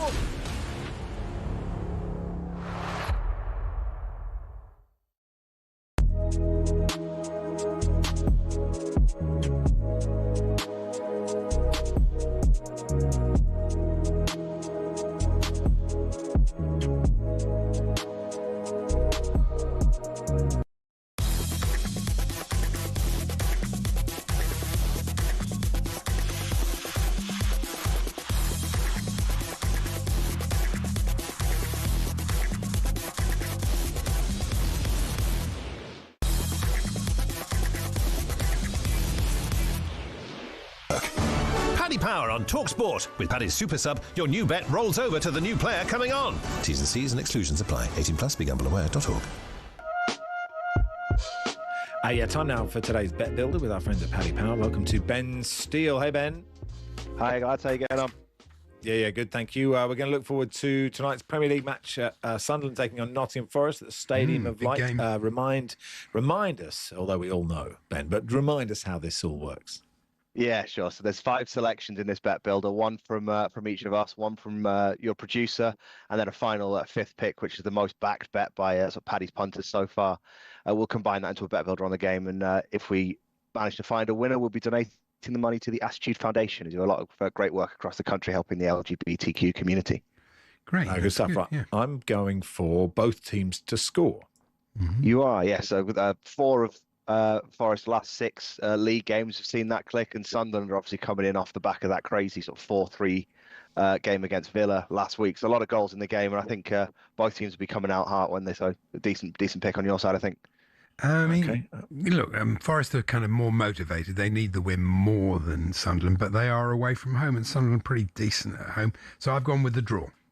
Yes, yeah. I think yourself, every and all Spurs and West Ham fan will be crossing their fingers that Sunderland can do you a favour there. To be honest, I actually think a point would probably be a decent result for Forest. I think it might even be enough to keep them up really at this stage with the amount of games that are left. I don't mind that either. To be honest, that was going to be my pick if you hadn't picked it yourself. Okay, good. Producer Sean has gone for Morgan Gibbs White to score or assist. Yeah, he's on form, isn't he, at the moment? Yep. Yeah, the hero last week. I think I saw it was his first career hat trick against Burnley. So he's obviously in good form. He's got 5 goals in the last 5 games. Not as many assists, but we've got that in there. Last week, actually, the producer on the Drive show picked Ryan Cherky to score or assist, and I said that he hadn't had a goal in a while. And obviously, got the first goal there. So decent pick as well. I'd quite like him to be heavily involved. He seems to be dragging them to safety almost on his own, isn't he? Yeah. What are you thinking? So my pick is Brian Brobby, 2+ fouls. He might actually be counting himself quite lucky to be able to play. I saw when I was having a look at this that they've just announced that he probably should have been sent off in the Spurs game for that push on Romero that ended Romero's season. So he's certainly a combative type, I think you'd have to say, and he's committed 8 fouls in his last 4 games. So I'm looking to keep up that run of form. It could be a pretty long night for the guys at the back for Forest. So I assume will be Milenkovic and Murillo. I think what they used to describe him as a right handful. I mean, he really is. Yeah, he's a great player. Definitely. But hey, it's working for him, isn't it? Yeah, I think he's a talented player, but so good at holding the ball up. And then the people's pick, Ben, is what? They've gone with I believe it's Chesmedine Talby, the winger for Sunderland side to have a shot on target. I've really enjoyed watching him this season. He's obviously a bit of a mercurial talent. Scored in the derby a couple of weeks ago. He's been on the bench the last couple of times, and he likes to have a go from distance. So if he's on the pitch and playing, he doesn't even have to score. He just has to test the keeper, force him into a save for that to be a winning pick there.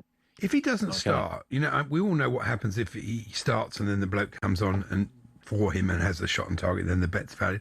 How does it work the other way around? If he doesn't start, so if he doesn't feature in the game, that leg will be voided, and the bet will then go down to a 4-leg bet builder rather than the 5. Okay, lovely, good stuff. Okay, and what does that all make?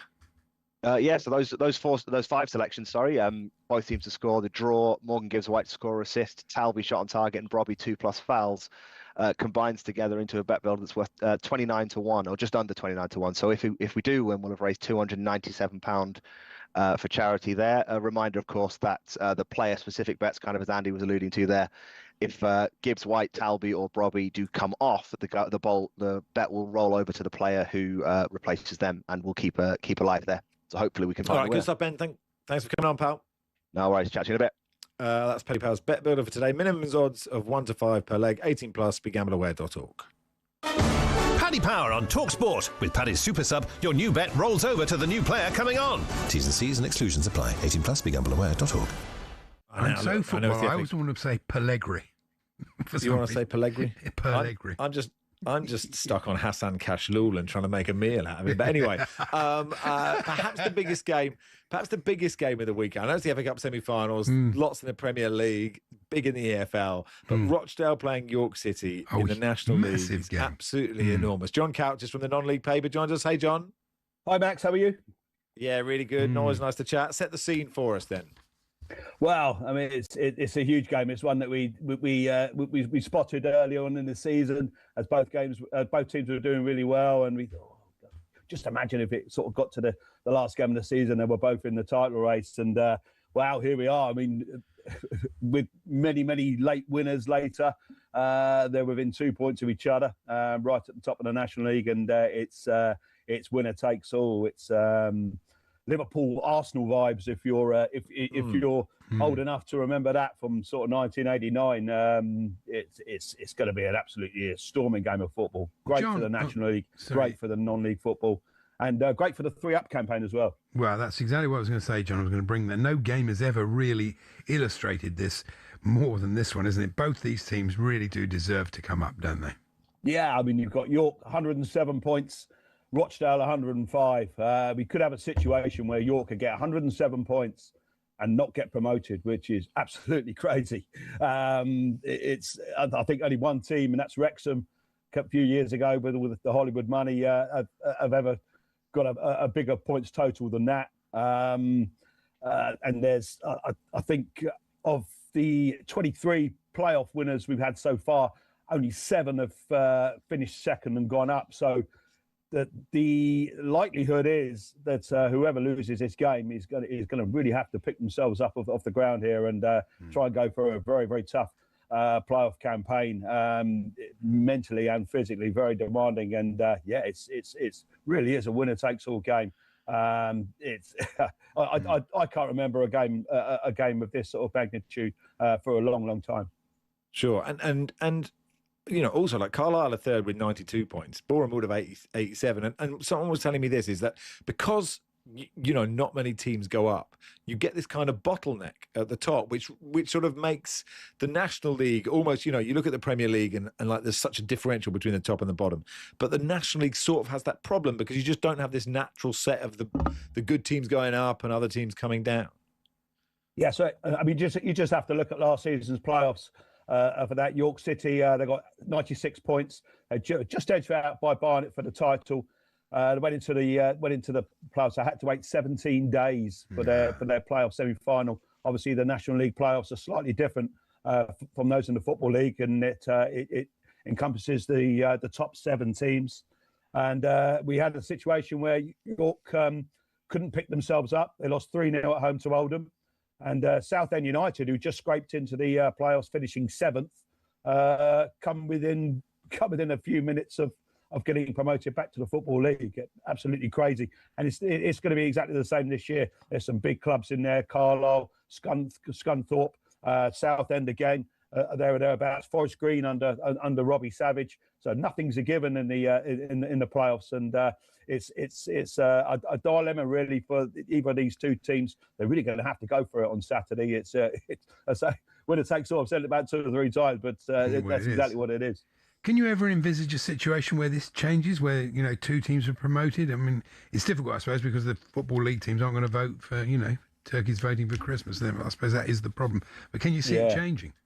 Yeah, that's my favourite saying. I'm sceptical, to be honest with you. We've been talking about this for a long time now. The National League have upped their campaign this season to all new heights. We've had non-league day with extra sort of campaign, and nothing's happening at all. You know, it's not even being discussed. The EFL are playing the long ball. The clubs don't want it for obvious reasons. And I think it's going to take. I think it's going to take days like tomorrow where people can sort of get around the table and say, look, this is silly now, you know. But I mean, we've got a situation where Bromley come up 2 years ago. Bromley has spent their entire history in non-league, and now they're going up to League One. So it shows that there is the quality there in non-league. There's some big football clubs waiting to get back in football, but that bottleneck you were talking about, Max, yeah, that really does exist, and we could put in a situation where there's 3 or 4 League Two standard clubs that won't be going up for the next 2 or 3 years. Good stuff, John. Thanks for coming on. My pleasure. Thanks, all the best. John Couch there from the non-league paper. Come on, Max. Hassan Kashlul is hash brown mash lul, says Chapo. very Corned good. beef. Did you, Hassan Kashlul. Hassan Kash Gruel. Yes, sorry, Andy. Did you notice John was sitting on a B-day there? It's quite good. Well, of course, yeah. You'd have thought he'd have sat on a couch, wouldn't you? But there you go. It is Max and Andy with you till 4. Stan Collymore joins us in just a second.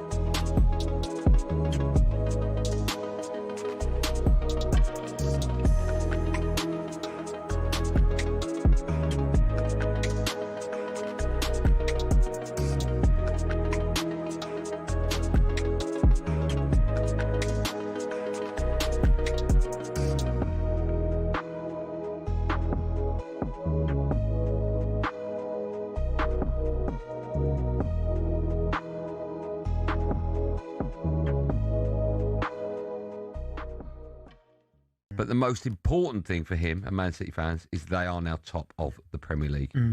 How does that make you feel as an Arsenal fan? Yeah, it's one of those. I mean, I didn't watch the game.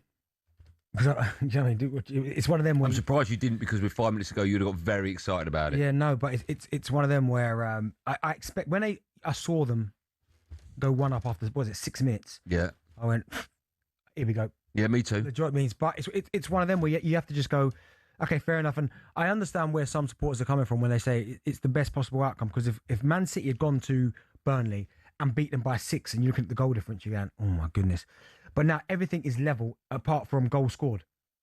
See, this is what I don't get. So we've got a WhatsApp group. Yeah. I don't know if you saw it ticking away last night. Oh, did you? But Luke, who's a diehard, a devout Arsenal fan, he's nuts about Arsenal, right? Yeah. He actually said, he quoted what you've just said, actually, it's the best possible result Arsenal fans. Yeah. And I'm like, no, the best possible result is Man City losing. But obviously that was never going to happen. No, but also with 5 minutes to go, but then best possible result was Burnley nicking an equaliser. Yeah, apart from Man City getting beat or drawing, they were the best two. But in terms of this scenario, 1-0 was perfect. Yeah, but 1-0 is always better than 2-0, better than 3-0. So it's a little bit of a pointless saying. Well, it's not, because if they go... The best possible result we could have hoped, that's a lie. Well, no, the best is... It's the worst win. Yes, but it's the worst, best result we could have hoped for.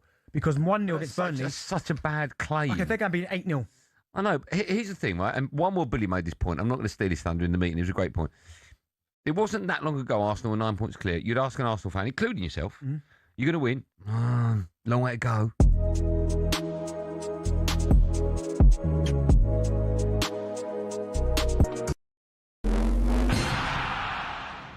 Former Burnley striker Charlie Austin's told us it's time for the club to part ways with Scott Parker. He says sometimes a manager can overstay their welcome. It can turn a bit stale. This never really happened with Sean Dyche, and it was a different type of manager. I know he was there for a long, long time, but he was up and down, but he made the football club his own. I'm not sure Scott Parker has that same connection with the Burnley fans. Burnley were relegated following their defeat to Man City this week. Former Arsenal goalkeeper Ray Parlour says even if the Gunners win nothing this season, Arteta should stay on. Ray's concerned by what he sees at other clubs. Managers come and go. And I think Arteta, don't get me wrong, it'd be a disastrous season, but I think they give him more opportunity. Arsenal can go back top of the league with a win over Newcastle tomorrow. Arne Slot has every faith in his third-choice keeper Freddie Woodman. With Alisson and Mamadashvili out injured, Woodman steps up again for Liverpool against Crystal Palace tomorrow. Eddie Hearn says negotiations over AJ's fight with Tyson Fury are in their final stages. The promoters told IFTV Joshua's planning a tune-up fight for July before a blockbuster all-British showdown with Fury. And Warrington-born Luke Littler says the boos in Liverpool were nothing compared to Rotterdam, and it felt good to beat Premier League leader Johnny Clayton 6-1 to all but assure his playoff spot. There's more at talksport.com.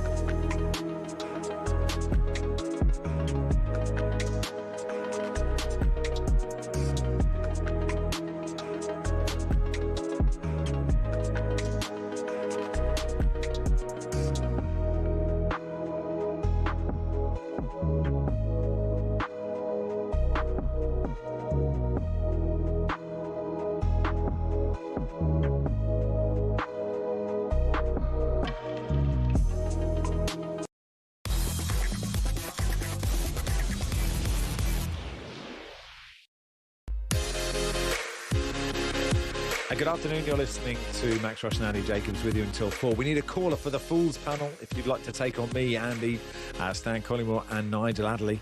Love to Nigel. Then give us a call, 03717 223344, 03717 223344. Before we do the Fools panel, let's do a bit of stuff with Stan. Hey, Stan. Hey, Max, Andy, how you doing? Good, thanks, Stan. Yeah, good, thank you. You sort of send us some things you want to chat about. And one thing I thought was really interesting was how little people have discussed Forest v Villa in the Europa League semi-final. And I think I might be guilty of the, London-based media, even though I may not be in London anymore, that people aren't getting as excited about this game as if it had two other sort of relatively big Premier League clubs in it.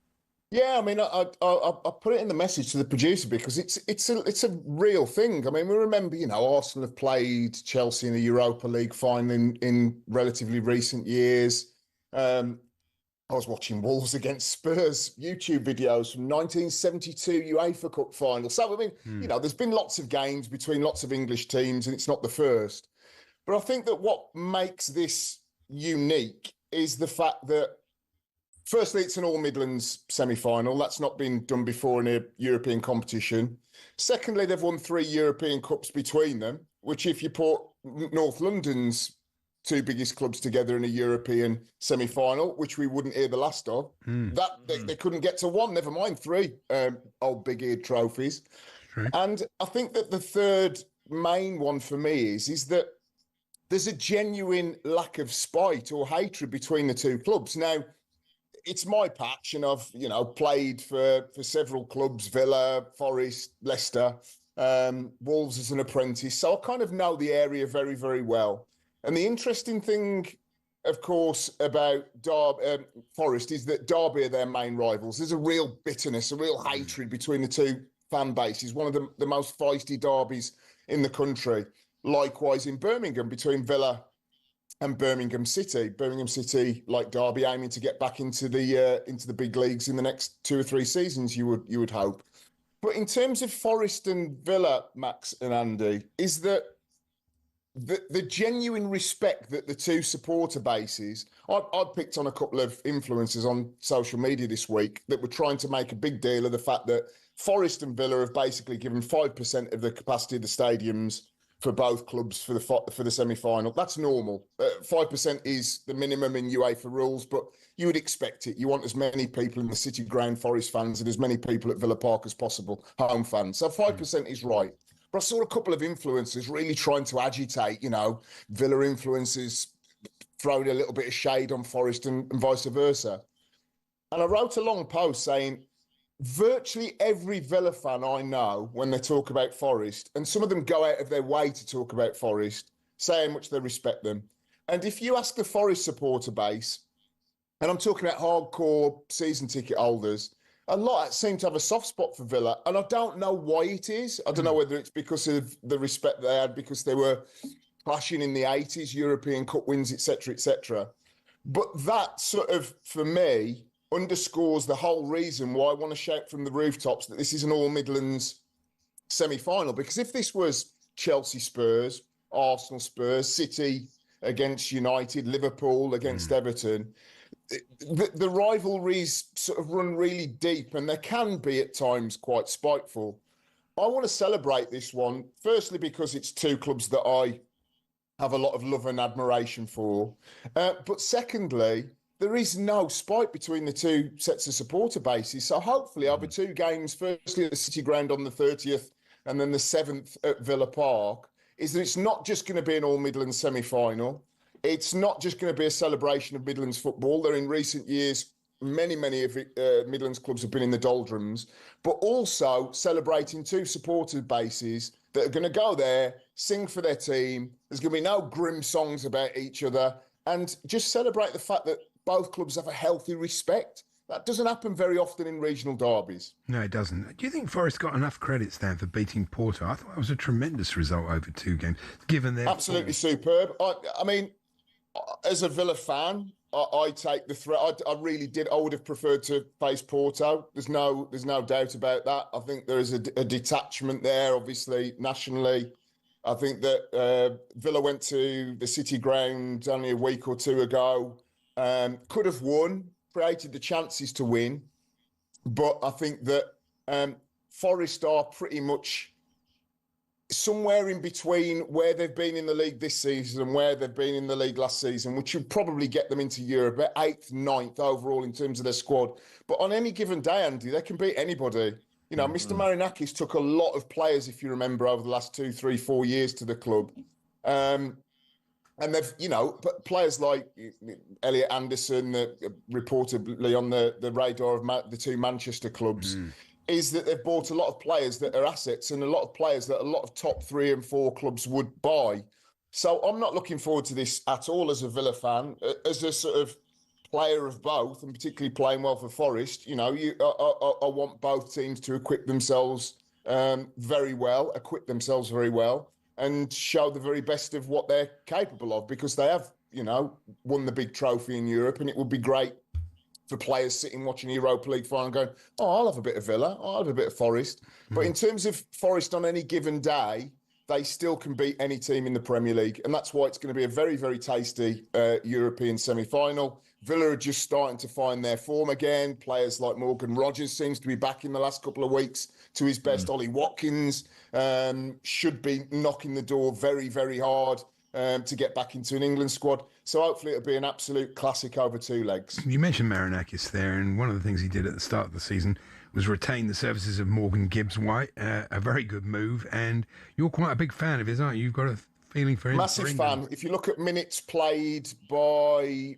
English players, non-penalty goals and assists, basically. Morgan Rogers, 2,925 minutes played, 14 goals per 90 minutes, a goal or assist, non-penalty goal or assist, virtually half a goal a game. Morgan Gibbs-White is second, just behind him, 0.42. He's played a lot of minutes, 2,819, and 13 goals. And I think 8 of those goals have come in the last sort of 13 games or so.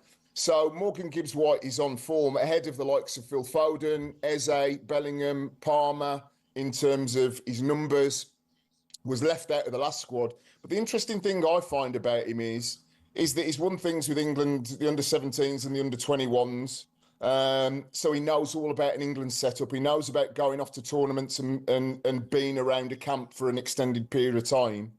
And again, with my Villa hat on, as a Villa fan thinking about this European doubleheader, he's the only player I'm really concerned about. If he turns it on, he can score goals, but he can create things out of nothing in the same way that Morgan Rogers can. So I'm delighted for the fact that, you know, two of my former clubs, two teams going head-to-head, as I've already said, in a big European semi-final, are both at the absolute apex of the creative English players ahead of a World Cup. Now, the safe money says Jude Bellingham's going to start as the number 10.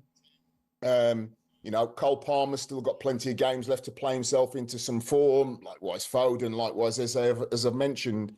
But I think that it would be silly for Thomas Tuchel to not have another look at Morgan Gibbs-White. His goals to game adds up. His performances are adding up. Don't forget, this is a Nottingham Forest team that he's helped get to where they are in Europe, but almost single-handedly at times has got them out of the sort of relegation picture. Big game at Sunderland tonight, which we get to see him in the flesh. But I would just like Thomas Tuchel to have another look. I don't know when he's going to have option other than just going and watching games and saying he's done enough in the games that I've watched to warrant a place in the squad. It might be a little late, but I would certainly advise England scouts to go and watch him, because if you're looking for somebody that can genuinely, as a number 10, goes past people, create chances, weighing with goals, and that he's playing with confidence, look no further than Morgan Gibbs-White. Good stuff, Stan. Stay with us. Yep. We're going to do a Fools panel in just a second. Nigel Adderley will join us, and a call or two.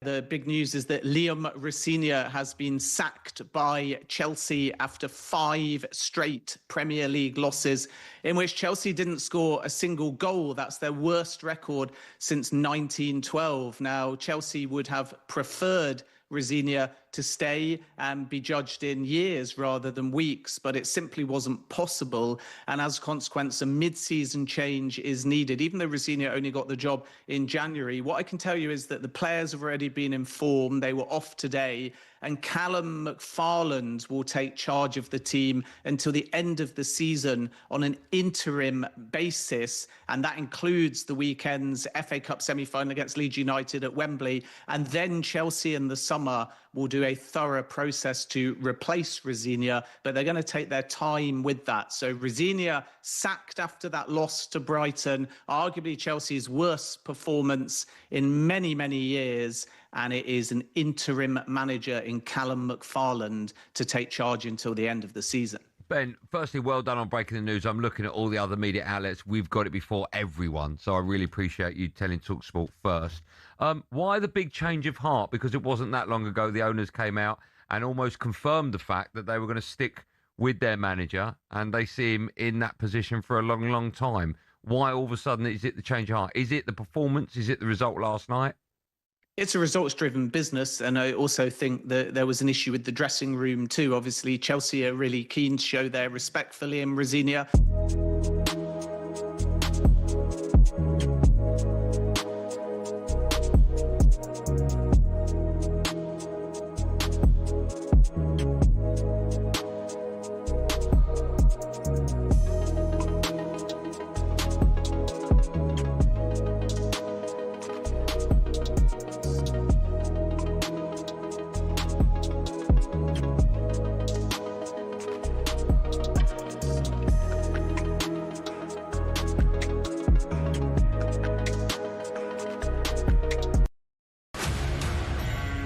Hello and welcome to talkSPORT Goals. We've been taking you through what should be another busy day of football. Chance to win it! We don't need to do that, guys. I'm going to owe you an apology. How would you get to that conclusion? That's a weak mentality. Oh, get out of it.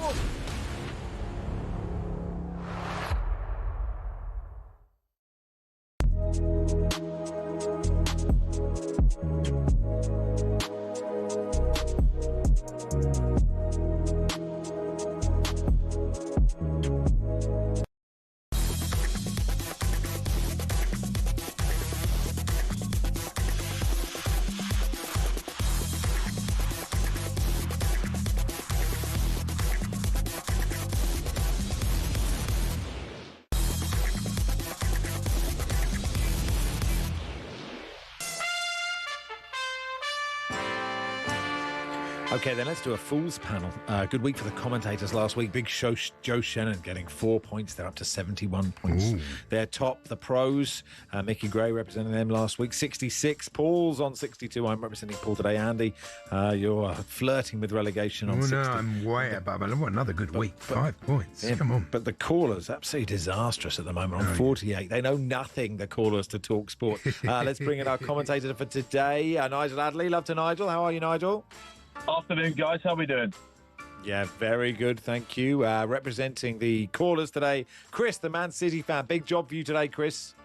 It certainly sounds like it, so I'll give it my best. Thank you. Good man. Good. Stan Collymore with us as well. Right, so let's begin then. talkSPORT, 8 o'clock tonight, Sunderland versus Nottingham Forest in the Premier League. Nigel. Well, I think Forest are grinding it out. Obviously did what they had to do against Burnley. Sunderland have still got European dreams, but I think there may just be the odd sign that they're beginning to run out of steam. So I think they'll cancel each other out, and it's a 1-1 draw. A 1-1 draw. Stan Collymore. Yeah, I just wonder how much that the European semi-final might be playing on minds. You'd think that Forest have got enough in the tank to get over the line. I mentioned Morgan Gibbs-White and glowing in his praise.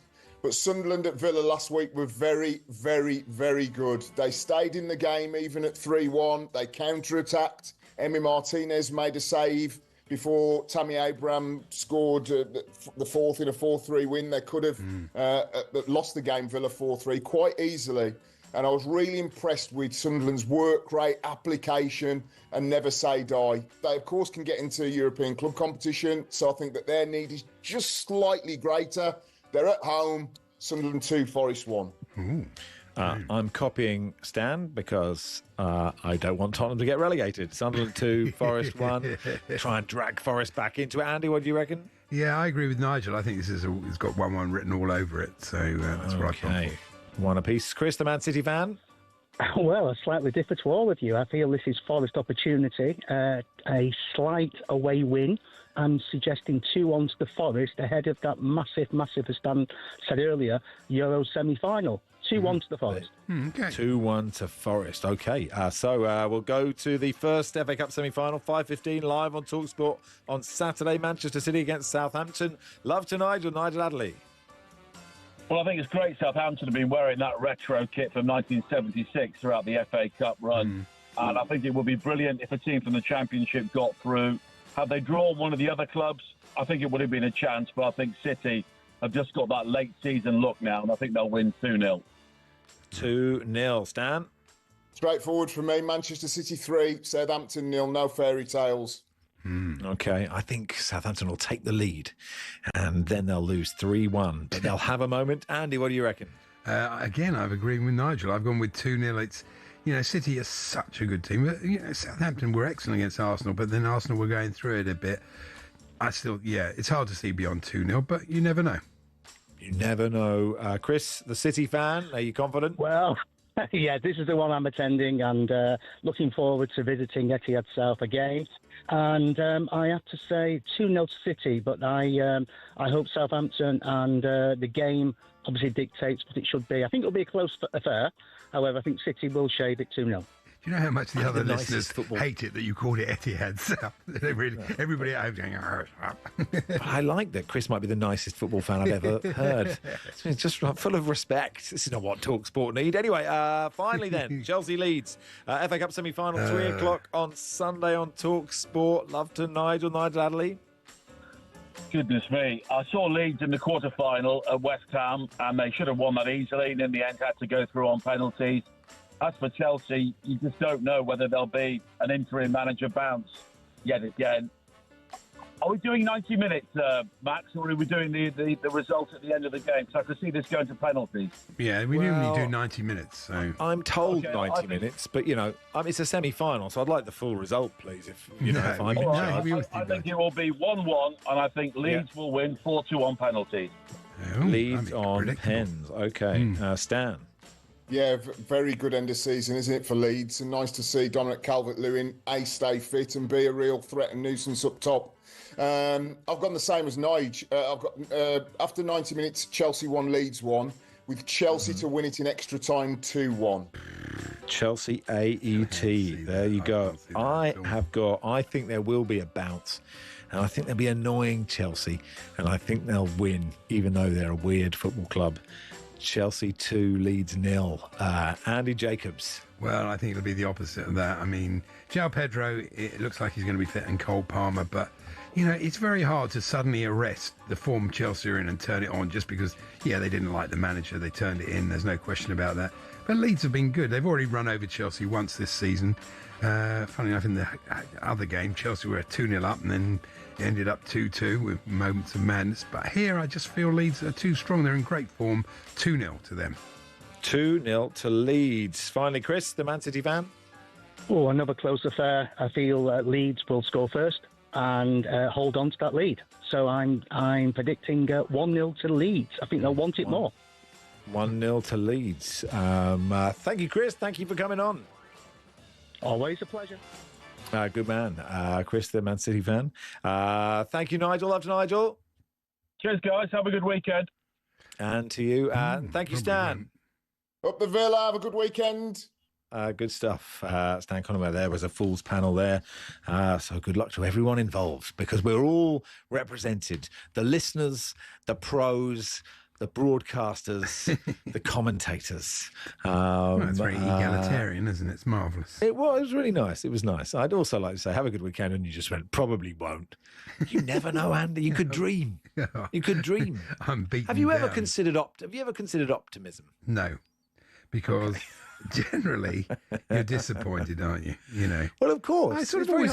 You're always optimistic. Even Tuesday, I thought, well, you never know. They might turn it. After about 5 seconds, you know, oh my goodness, it's terrible. Yeah. They're Well, so terrible, you know. And yeah. I mean, Chelsea's players are playing maybe 45% of their potential, something like that. I mean, Caicedo's had a terrible season. He's a great player, but look at him. He doesn't look the same player. So it's hard to be optimistic because there's nothing in the team that gives you that. I mean, Garnacho, if ever, honestly, I'd rather play the cleaning lady than Garnacho, really, the groundsman. Well, you did say you'd rather Gemma Collins to Aspilicueta.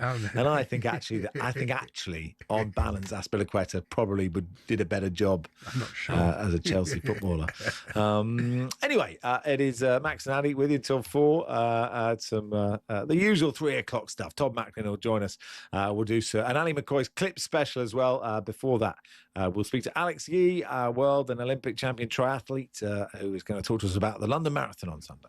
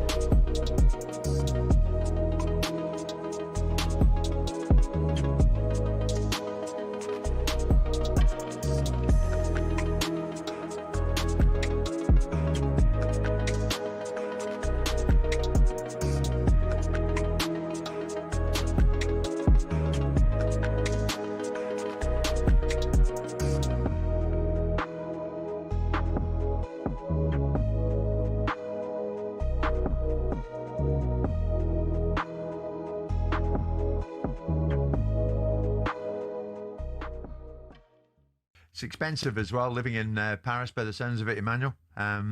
It's expensive being Emmanuel Petit, by the sounds of it, as well. No, so happy to be Emmanuel Petit, you know. Oh, quite right. If I was not Emmanuel Petit, I wish I would be. I could be Emmanuel Petit. Honestly, my life is beautiful. You know? Well, let's get into this. What do you like about him? Well, I always do what I like, you know. I don't do things because I don't want to do it. And this is a luxury, especially nowadays. People would think, okay, with the money you earn, but I gave everything to my ex-wives. I had 3 divorces and I gave the half of it to the States too. So, but I'm still very happy. I try, you know, every single morning when I wake up, I want to stay positive because life is beautiful. I know it's very difficult, but if you want things to change in your life, you have to be positive. This is my religion. Coming on this show often might change that. Well, I was going to say. If I have to come every single day with Simon, maybe I will change after a month. Don't blame me. I'm positive. I was going to say, Emmanuel, you only do things in life that you want to do, and you're sitting beside him. It's a luxury, actually, Yes, because it's a luxury. most of the people, they don't have the choice to do it. Do you know, when you won it, in '98, what was the culture like in that squad, the environment? What Amazing. was it? What was the mood? Who was your best pal in that squad?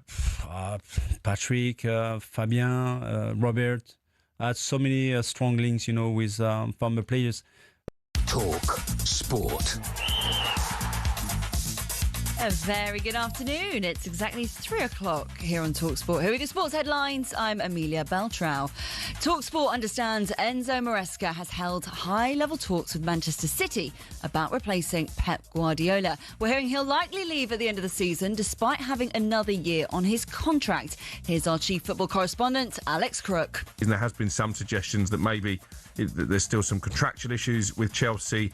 We're being told by sources close to Maresca that he is free to take another job as soon as this summer. Manchester City face Southampton in the FA Cup semi-final tomorrow, and that's live on talkSPORT. Meanwhile, Chelsea's interim boss Callum McFarlane has been speaking ahead of their clash against Leeds on Sunday. He says he hasn't held clear-the-air talks with his squad following Liam Rosenior's sacking, but they are focused on delivering a strong finish to the season. Chelsea legend Jimmy Floyd Hasselbank has told talkSPORT now is the time for the players to wear the badge with pride. You when you cross that white line, it's for you and your teammates to come together, play for the shirt, but make yourself proud and your family, and that's what they need to go and do on Sunday. As simple as that. Gianluca Prestiani has been banned for 6 games by UEFA for homophobic conduct towards Vinicius Jr. The suspension includes the one-match provisional suspension he already served during Benfica's Champions League second leg clash with Real Madrid. Mikel Arteta's confirmed Bukayo Saka will be returning to the Arsenal squad for their game against Newcastle tomorrow. He's missed the last month with an Achilles injury. Ricardo Calafiori will also be back in the squad. Chris Hughton has revealed he was diagnosed with prostate cancer last year but has already fully recovered. The former Premier League manager says he picked up the warning signs when at Brighton during a routine yearly health check. And Jiv Uric will return as Team USA captain for next year's Ryder Cup in Ireland. Talk Sport News. A man's been jailed for life for raping a Sikh woman in a religiously aggravated attack in Warsaw. And Downing Street insists the Falkland Islands will remain British after reports the US is considering changing its stance over Britain's sovereignty claim. More with them are at past. talkSPORT weather with QuickFit. You can't trust the weather right now, but you can always trust Pirelli tyres. In stock now at your local centre. Visit quickfit.com and book today. Another bright sunny day, slightly warmer than yesterday and less windy, staying warm and settled into the weekend.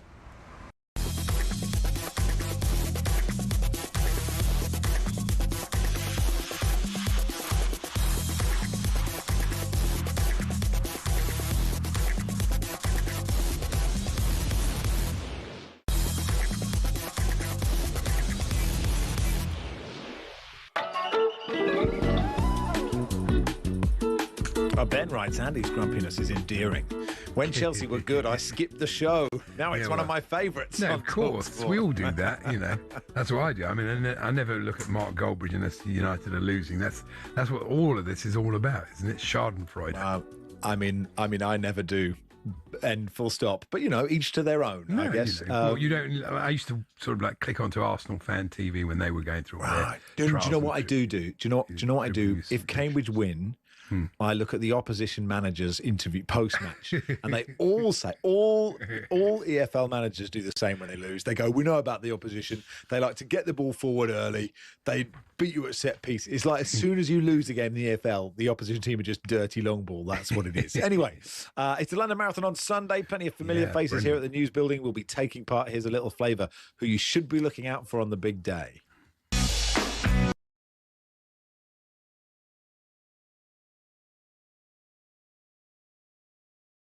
No, there's a picture of Chris Evans. I don't know who else. There'll be some other people. Maybe Chris Evans is running the marathon. He's run a lot of marathons. We can do, Andy. We can do this Oh, is he? Chris Evans is incredibly fit, is he? Did you not know that? He's done loads of marathons. He's really absolutely no idea. I've not been following the fitness of Chris Evans. Forgive me, Chris. Anyway, here's the bit I was meant to play you about a second ago, but I didn't press the right button. It wasn't me. I'm just don't. We win as a team, we lose as a team. You understand? I think. Play the tape. Hi everyone, running the London Marathon or supporting somebody running on Sunday. It's so exciting, isn't it? Another London Marathon. I'm going to be running for UK Children's Charity supported by Carfest. If you've never done it before, it's a game changer. You have no idea how great it's going to make you feel. Hi, Alicia here. I'm running the London Marathon on Sunday for MS Society. Feeling very nervous but excited, and good luck to everyone running. Joe here from Drive on talkSPORT. I'll be running for the British Heart Foundation this Sunday in the London Marathon. Good luck to everybody else. Enjoy yourselves. Hello, it's Shaban from talkSPORT, and I just want to say a massive good luck to everybody doing the London Marathon. I'm doing it for the National Autistic Society. Whoever you're doing it for, fair play to you. Enjoy it, and hopefully I'll see you at the finish line with a bottle of wine. Ed Huntley here. I'm running the London Marathon this Sunday for Well Child. Good luck to everyone else who's running it as well. Hello, Emma B here, first time marathon runner, rookie runner. To everybody who's running at the weekend, good luck, you're going to smash it. I'm running for the British Heart Foundation. We are legends. You are a legend. Let's have it. Running. So there you go. Just to say, I like that. I was really nice, yeah. I've run it twice, 2 of the worst days of my entire life. But I think have a great day. No, it's a wonderful thing to do, but it's also a terrible thing to do for your body. I do remember when the Moose did it. He was my favourite ever competitor. I think he's still there, actually. He never did it. Anyway, let's talk to somebody who's good at this stuff. Alex Yee, 2024 World and Olympic champion triathlete. Welcome, Alex, to the show. Thank you very much for having me. I don't know if you can say good yet, but definitely enjoying the challenge at the moment. Sure. So, I mean, I guess, but the thing is, if you're so good at a certain event, do you sort of go in thinking, I need to win? No, definitely not. I think marathon was the first time where I kind of took away that big outcome goals and looked towards just focusing inwards about standing on a start line with 60,000 other people at a London Marathon, and we're all embarking on the same journey together, which I think is really nice. Apart from the obvious differences of bike and swimming, what are the differences between triathlon and marathon? How much fitter do you have to be for triathlon versus marathon? Yeah, so physiologically they are very similar. The racing that I do is about 2 hours in length in triathlon, and then within the marathon it's a little bit over 2 hours, but around a similar length. But the big difference is the leg conditioning that you have to have for the marathon side of things. Once you get past that 30-kilometer mark, the race really starts, and that's where your legs start to feel a bit heavy, and you maybe question your decision of signing up in the first place. But once you cross that finish line, it's one of the best feelings ever. I see here from the notes that there's a potential for a 2-day event. Would they think of doing 2 marathons on London weekend?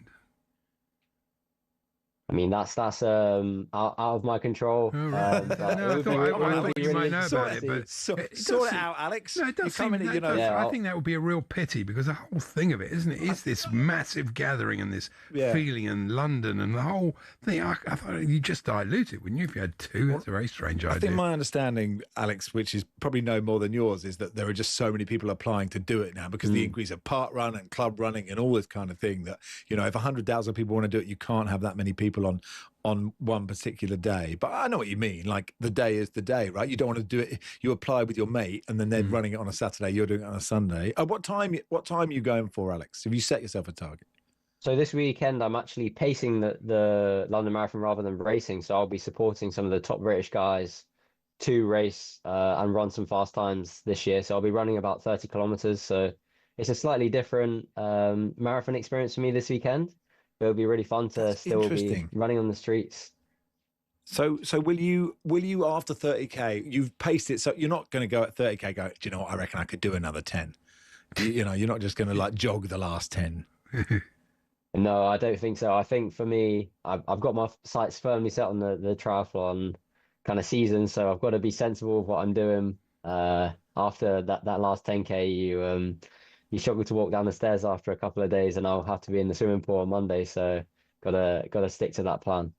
Actually, I did once. I did the swimming leg of the triathlon as the relay, Alex. Like 2 days before, someone dropped out. A mate dropped out. They said, "Oh, can you swim the bit for us?" And I said, "Oh well, look, I'll go to a pool and see if I can do a K1.5." And so I went and did a K1.5 in a pool. And I turned up at the docks in London, and they gave me a wetsuit. And I was like, "What's this for?" Because I thought I'd be in a pool, and then I jumped in, and it was absolutely freezing. I thought I would die, and then I was the only person doing breaststroke, and I came halfway down. It was like hair in the tortoise. But the hardest thing, which obviously you must be good at now, is, and maybe it's the same at your elite level, is when you get out of the water, the first like 5 steps you take, and you're just running I was running to my mate, but you're running to the bike. You just can't move. You're like, you're just sort of like, it's impossible to stand up because your legs are just, it just feels, it's such a weird sensation because you never get out of a pool and run. Yeah, definitely. It's a bit of an art. I guess because you're used to all your blood kind of pooling around, you're kind of being horizontal to then being vertical. Everything's kind of moving about. But it's definitely a skill which you kind of get used to throughout the race, and you'll use your energy in slightly different points, knowing that you've got that to come, and you're going to have to invest a little bit there and pull back at certain times. So yeah, it's definitely an art and something which, I'm still getting used to myself. So well, I never got it. I'll be fair to say. Now, Alex, we should ask you about the weather, because I don't know how much of a factor it is in triathlon, but for London Marathon runners, it does make a difference, doesn't it? And it does look a bit. It's 19 degrees as being predicted. That's quite warm, isn't it, for a marathon? Yeah, definitely. I mean, last year when I raced, that was definitely a massive factor to so many people's races was the weather. And unfortunately, it's something we can't control. The one thing I would say that's really positive about when the weather and the sun does come out in London is you get a lot of spectators out. It becomes this amazing day where so many people will come and line the streets and make it this really special day. So look forward to that if the sun is out, and also do the best you can to prepare for a warm day. So make sure you're hydrated on that start line and with plans to enjoy the day as much as you can. Yeah, actually, the interesting point is for a lot of amateur runners, you've aimed for a 4 hour, and if it's 25 degrees, you've just got to mentally go, that isn't going to happen. And that's really hard. I think if you've been training for a specific time, you have to go, okay, it's hot today, so I need to sort of manage my expectations. Now, you and I have something in common, Alex. We both have deals with New Balance. My deal is every 2 years I spend about 150 quid on a pair of trainers. I presume yours is slightly different. You're a global ambassador. What does that mean? Yeah, so I'm very lucky to be supported by New Balance. They've supported me for now, this is my 11th year with them, so it's been really special. It really feels like a partnership that we've been able to go through on this journey, where I've been able to kind of help them with their race product, and they've also been able to provide me with the race product to be able to race to the best of my ability as well. And the leading sponsor for the London Marathon, I think is really special that we're able to embark on this journey together, and they were able to help me with my first London Marathon last year and share the story on YouTube as well, which was really cool. Brilliant. Producer tells me you're a Palace fan. So how are you feeling about the season? It could be quite a fun end to it. Yeah, it's been a bit of a roller coaster season, to be fair. We started very off the gates very well, which is the opposite to last year. And then we had that little bit of a dip where I thought we were going to have this big mass exodus. But we're coming back into form, I think, at the right time. And we're starting to see some very exciting stuff. And hopefully Selhurst Park will be bouncing for the second leg against Shakhtar Donetsk in a couple of weeks. I mean, it's what an amazing. I don't know if you were at the cup final or like where you were watching that, but like what a moment! Like first ever trophy, and now you might get another one. Yeah, I was actually at Wembley for that day, so that was really, really special, and to be able to share that moment with so many other people was, in the stadium itself was special and something I'll never forget. And hopefully that's just the start. I mean, we've had the Community Shield and there's another trophy on the line now, so let's see what happens. Good stuff. Well, thanks for coming on, Alex. We appreciate your time. Good luck running your paltry 30K compared to the 40 that everyone else is doing. Good luck, pal. Good luck. Thank you very much, and good luck to everyone racing on the weekend. Have the best time. Alex Yee there. By the way, world Olympic champion. Yeah, I'm with No Balance. In my with views. no balance. Okay, no balance with your views and also with your running ability. There you go. Oh no, Andy's had a fall. It's that time. It's okay. I just say when Palace won the cup, there are some amazing. Like, I don't like people filming at football matches that much, but there's some amazing footage of just people in disbelief. You know, they just don't know how are they meant to act. They don't know what they're meant to do. It was my favourite parts. One of my favourite parts. It wasn't amazing. I mean, to beat City, like that, it was incredible. Yeah. It was great, wasn't it? Anyway, it's Max and Andy with you until 4, brought to you with Toolstation. Check out their wide range of garden power tools, brands such as Bosch and Ryobi. Next stop, Toolstation. Todd Mlin joins us in just a second.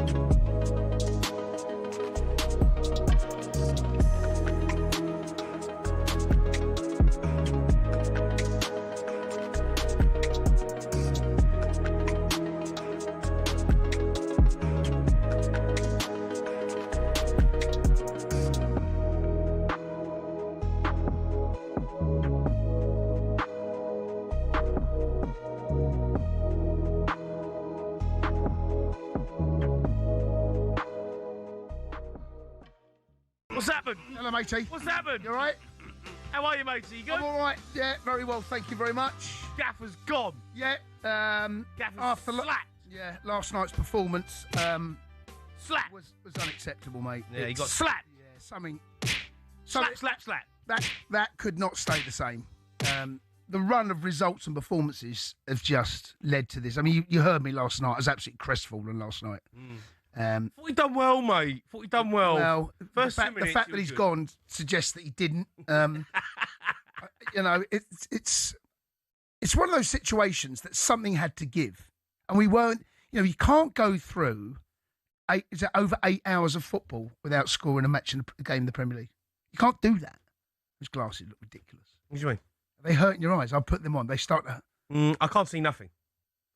So if I do some hand signals to you, you won't see them. No, I can't see. I actually genuinely. I'm disappointed. He's a good manager, Rosina. Well, playing some good stuff. He may well be in the future a very good manager, but right here, right now, things were falling apart at the seams, and they were falling apart quite quickly. The last goal we scored in the Premier League was away in a victory against Aston Villa 4-1. Yeah. That was in March. Yeah, some encouraging signs in. And you can't carry on playing games. And last night's performance, it was unacceptable.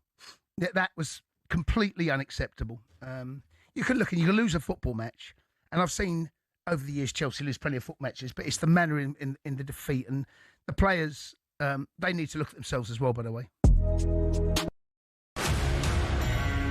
Hello and welcome to talkSPORT Goals. We're taking you through what should be another busy day of football.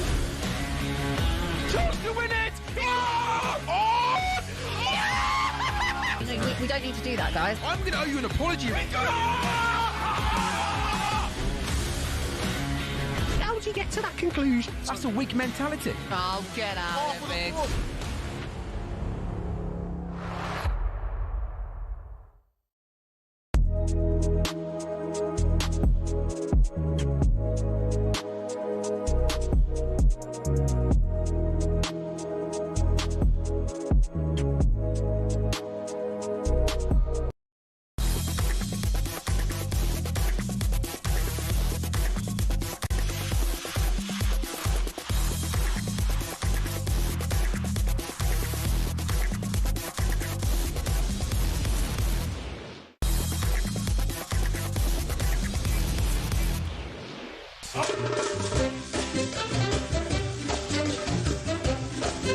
Afternoon, it's Hawksby Jacobs on talkSPORT. Max in for Paul today, and that is Todd Mlin's music on the other side of the Atlantic. He joins us now. Hey, Todd.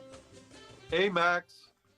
Always nice to chat, and we'll get to the NFL draft in just a second. But lots of people we've talked a lot about World Cup final or World Cup ticket prices, and FIFA's resale site has 4 tickets on sale for the World Cup final for just under $2.3 million each. They're located behind the goal in the lower deck of the arena. Behind the goal, you can't even see anything. No one's going to pay that. FIFA doesn't control the asking price, but takes a 15% purchase fee from the buyer of each ticket and a 15% resale fee. Isn't that? I mean, that's completely insane, Todd.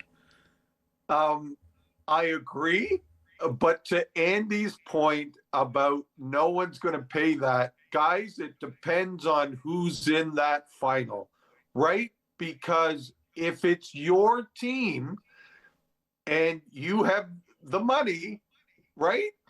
Again, it's all about opportunity. How many times you're going to get a chance to see your team in the World Cup final, especially if, right? Like you get a team you just don't expect. Like if the U.S. ever made the final, yeah, listen, no right-minded people would pay that. But again, we're talking about fans. We're talking about fanatics. I don't know. I mean, it's just something, right? It just, to me, it's all on if your team makes the final or not. Imagine paying $2.3 million and then they lose. I can't imagine that. No. Maybe if Brunei get through, the Sultan will be like, "Well, this is my chance now." But he buys the whole end. Exactly, totally mad. Anyway, the NFL draft it kicked off yesterday in Pittsburgh. What are the big stories from here? Loads of people turn up for this, didn't they, Todd? It is, yeah, it has just become such an incredibly big event for the NFL, and used to just be in New York, and now they moved it around and it was in Pittsburgh this year. But it is like one of the tent poles for the NFL season, and it doesn't involve the game, right? It just shows you how big the NFL has become, where the next players in the NFL, the next stars of the NFL, it's that big a deal that the NFL draft has become. And for the teams, listen, it's big. It's, the guys you're drafting, I would say in the first 4 rounds, the guy you're taking is probably going to play for you that season. In the NBA and the NHL, I mean, it takes sometimes 2 or 3 seasons for your draft picks, even your first-round draft picks, to make an impact. In the NFL, they're making an impact that season. So a matter of months later, again, it's another factor that just makes it so big. It's such a lottery, though, isn't it? Because there have been so many first-round draft picks that don't succeed, and so many brilliant players who went like in the 12th round and that sort of thing. It is a lottery, isn't it, Todd? 100% it is, Andy. But it's become so sophisticated with all the different tests that, these draft hopefuls are being put through by the teams. And it's just not, it's just not about, hey, can this person make an impact on the field with our team? It's for the teams, you're investing sometimes upward of $100 million in a guy. So you want to make sure, right, you're doing as much as you can to figure out, is this person going to make a long-term impact with your franchise? A few of the headlines. The Rams head coach, Sean McVay, not happy with what was he unhappy about? Well, listen, I'll say this, Max. It's tough to figure out if Sean McVay is unhappy or not. He has a pretty intense look on his face. So listen, part of that is that. The other part is this. The Rams have a quarterback, Matthew Stafford. He won the MVP of the league last season. They took a quarterback in the first round with their pick at number 13.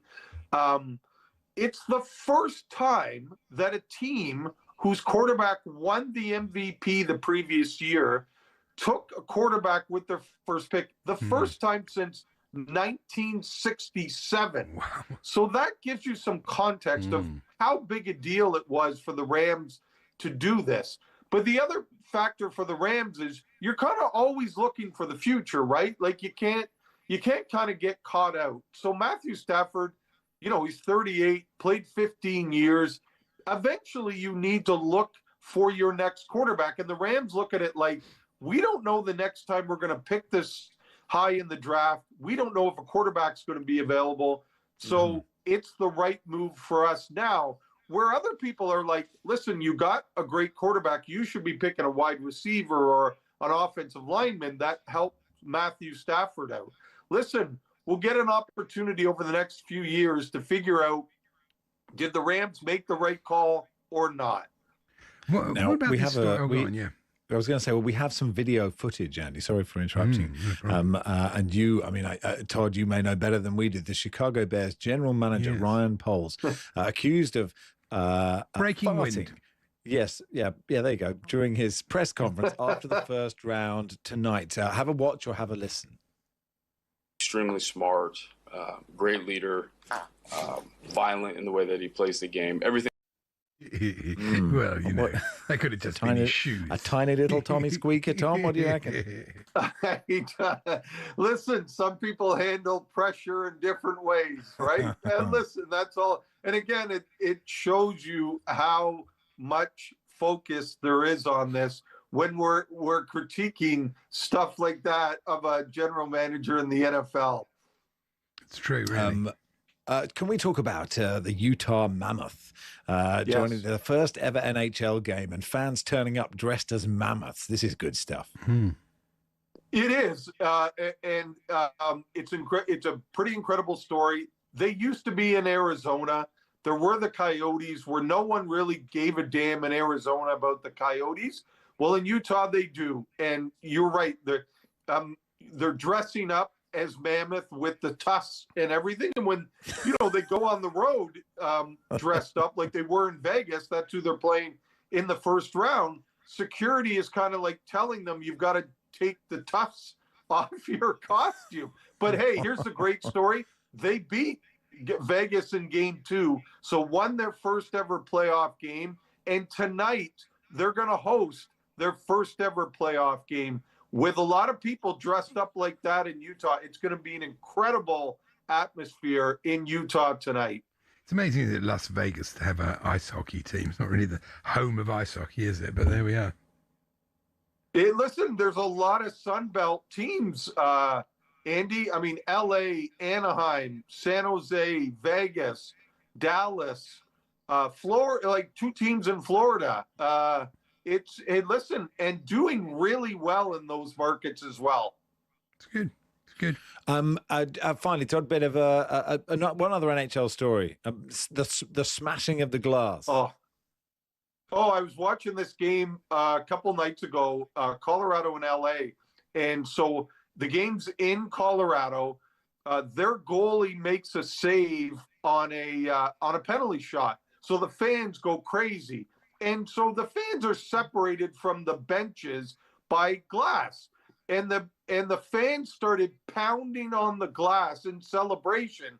And the glass broke. First time I'd ever seen it from a fan doing it. Sometimes you see it with a puck. But first time I've seen it with a fan doing it. And the game had to be stopped for about 17 minutes as they got a new pane of glass. They put it in there and started the game again. And the good news for the fan, the Avalanche won the game. Why don't they use plastic? Stress for the glass fitter, isn't it? Have to, with all those people watching, get on with it. Get it in on one of those magnet things, isn't it? Anyway, thank you, Todd. Appreciate your time. New boys. Todd Mlin there. I just may have obviously know a exposed lot how little I know glass. about how you fit a window. Yes, there's one of those vans with the glass on the side. And you're right. Yes, there's magnet things. Pretty spot on. There's nothing I haven't done in the trades, Andy. Well, you know that. It is Max and Andy with you until 4. And Ali McCoy's clip special in just a second.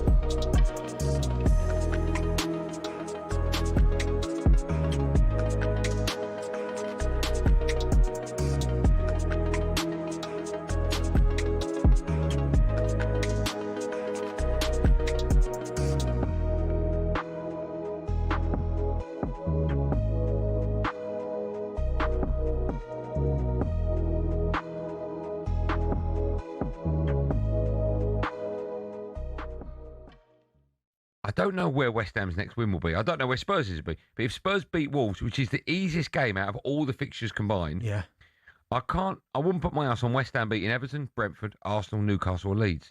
And if Spurs beat Wolves, West Ham are going to have to beat one of those teams. Or get a few draws, but you know what I mean. Yeah. And I can't see that happening. So now I don't really know where my money is as to who's going down now. Yeah, I mean, I always thought, and I've said to you before, I thought Spurs would survive. I just think they've got a bit more about them. I know they haven't won a game in 2026, a league game, but it probably was a little bit of a missed opportunity last night. To be fair, it could have got a lot worse because they had chances. When Brennan Johnson's header, he probably should have done a lot better with that. Yeah. Goal obviously ruled out, rightly so, with the handball. But yeah, it's going to be a difficult one for West Ham. I mean, they're both playing at the same time, which is quite interesting at the weekend. So at least there's not one almost. Oh my goodness, they've won. Neither on telly, right? They're both Neither. Saturday afternoon. Both 3 o'clocks. So I can't remember you got that stick, haven't you? What stick? Huh? What stick? So you can watch games. No, I haven't got no stick. I thought you got Premier League TV. Yeah, code, not stick, not stick. That's what I mean. That's what I meant. Sorry, We'll Darren. use Yeah, the word code, please. I meant code. Yeah, it's going to be fascinating. But yeah, I think West Ham will see it as an opportunity missed. But I said yesterday when we were predicting scores, for me it just had draw written all over it. Palace, I know maybe obviously after getting through in the Europe and going back home and making changes, Palace at home were just quite hard to play against, quite solid, quite rigid in their shape as well. I've got players hit you on the counter-attack, can defend deep if they have to. And I think one thing that West Ham, I know they've been in a little bit of better form, they lack creativity. And I think with Somerville and Bowen, probably Bowen, one of his more quieter games, you'd probably say. Yeah. But they have to, either way, Spurs or West Ham, they're going to have to do it the hard way.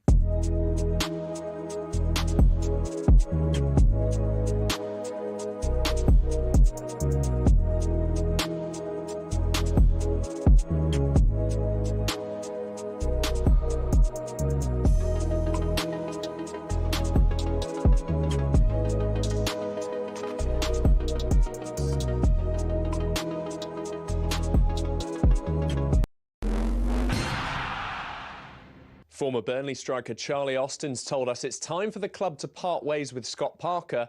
He says sometimes a manager can overstay their welcome. It can turn a bit stale. And this never really happened with Sean Dyche, and it was a different type of manager. I know he was there for a long, long time, but he was up and down, but he made the football club his own. I'm not sure Scott Parker has that same connection with the Burnley fans. Burnley were relegated following their defeat to Man City this week. Former Arsenal goalkeeper Ray Parlour says even if the Gunners win nothing this season, Arteta should stay on. Ray's concerned by what he sees at other clubs. Managers come and go, and I think Arteta, don't get me wrong, it'd be a disastrous season, but I think they give him one more opportunity. Arsenal can go back top of the league with a win over Newcastle tomorrow. Arne Slot has every faith in his third-choice keeper Freddie Woodman. With Alisson and Mamadashvili out injured, Woodman steps up again for Liverpool against Crystal Palace tomorrow. Eddie Hearn says negotiations over AJ's fight with Tyson Fury are in their final stages. The promoters told IFTV Joshua's planning a tune-up fight for July before a blockbuster all-British showdown with Fury. And Warrington-born Luke Littler says the boos in Liverpool were nothing compared to Rotterdam, and it felt good to beat Premier League leader Johnny Clayton 6-1 to all but assure his playoff spot. There's more at talksport.com.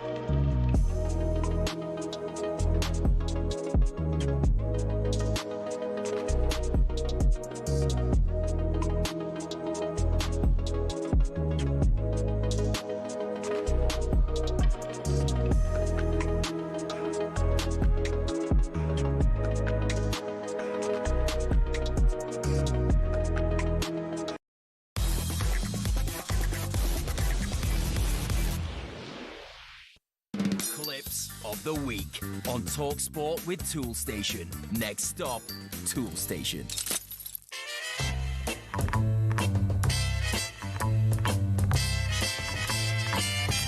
talkSPORT Clips of the Week. Yeah, time now for Clips of the Week, thanks to Toolstation. As always, when one of Paul or Andy is off, it is a special. There'll be a bumper week next Friday with Paul and Andy. We're going to do an Ali McCoy special, Andy, aren't we? Do you want to go first or second? I don't mind going first. Up to you. Okay. Let's kick off with Ali, because it's an Ali McCoy special. Yeah. Who gets us underway with a good recovery? That was my point in asking the question, Simon. Yeah. I think if you are going to have an early bet and you fancy one of the top teams, you probably City are shorter. It's quite a difficult thing to say, isn't it? Let's be honest. Just about got away with it. No Here one is. noticed. Yeah, go No, on. they didn't. Here's Ali introducing our resident newsreader, Ben Fletcher. Just going out to Cork. Fletcher's coming with the sport. Yeah, that's my kind of time check. Anyway, forget the football for a moment. It's bucket and spades for Coisty. Well, sort of. And you can guarantee one thing. Listen, talk about hunger, talk about desire. That man has an absolute bucket fills it.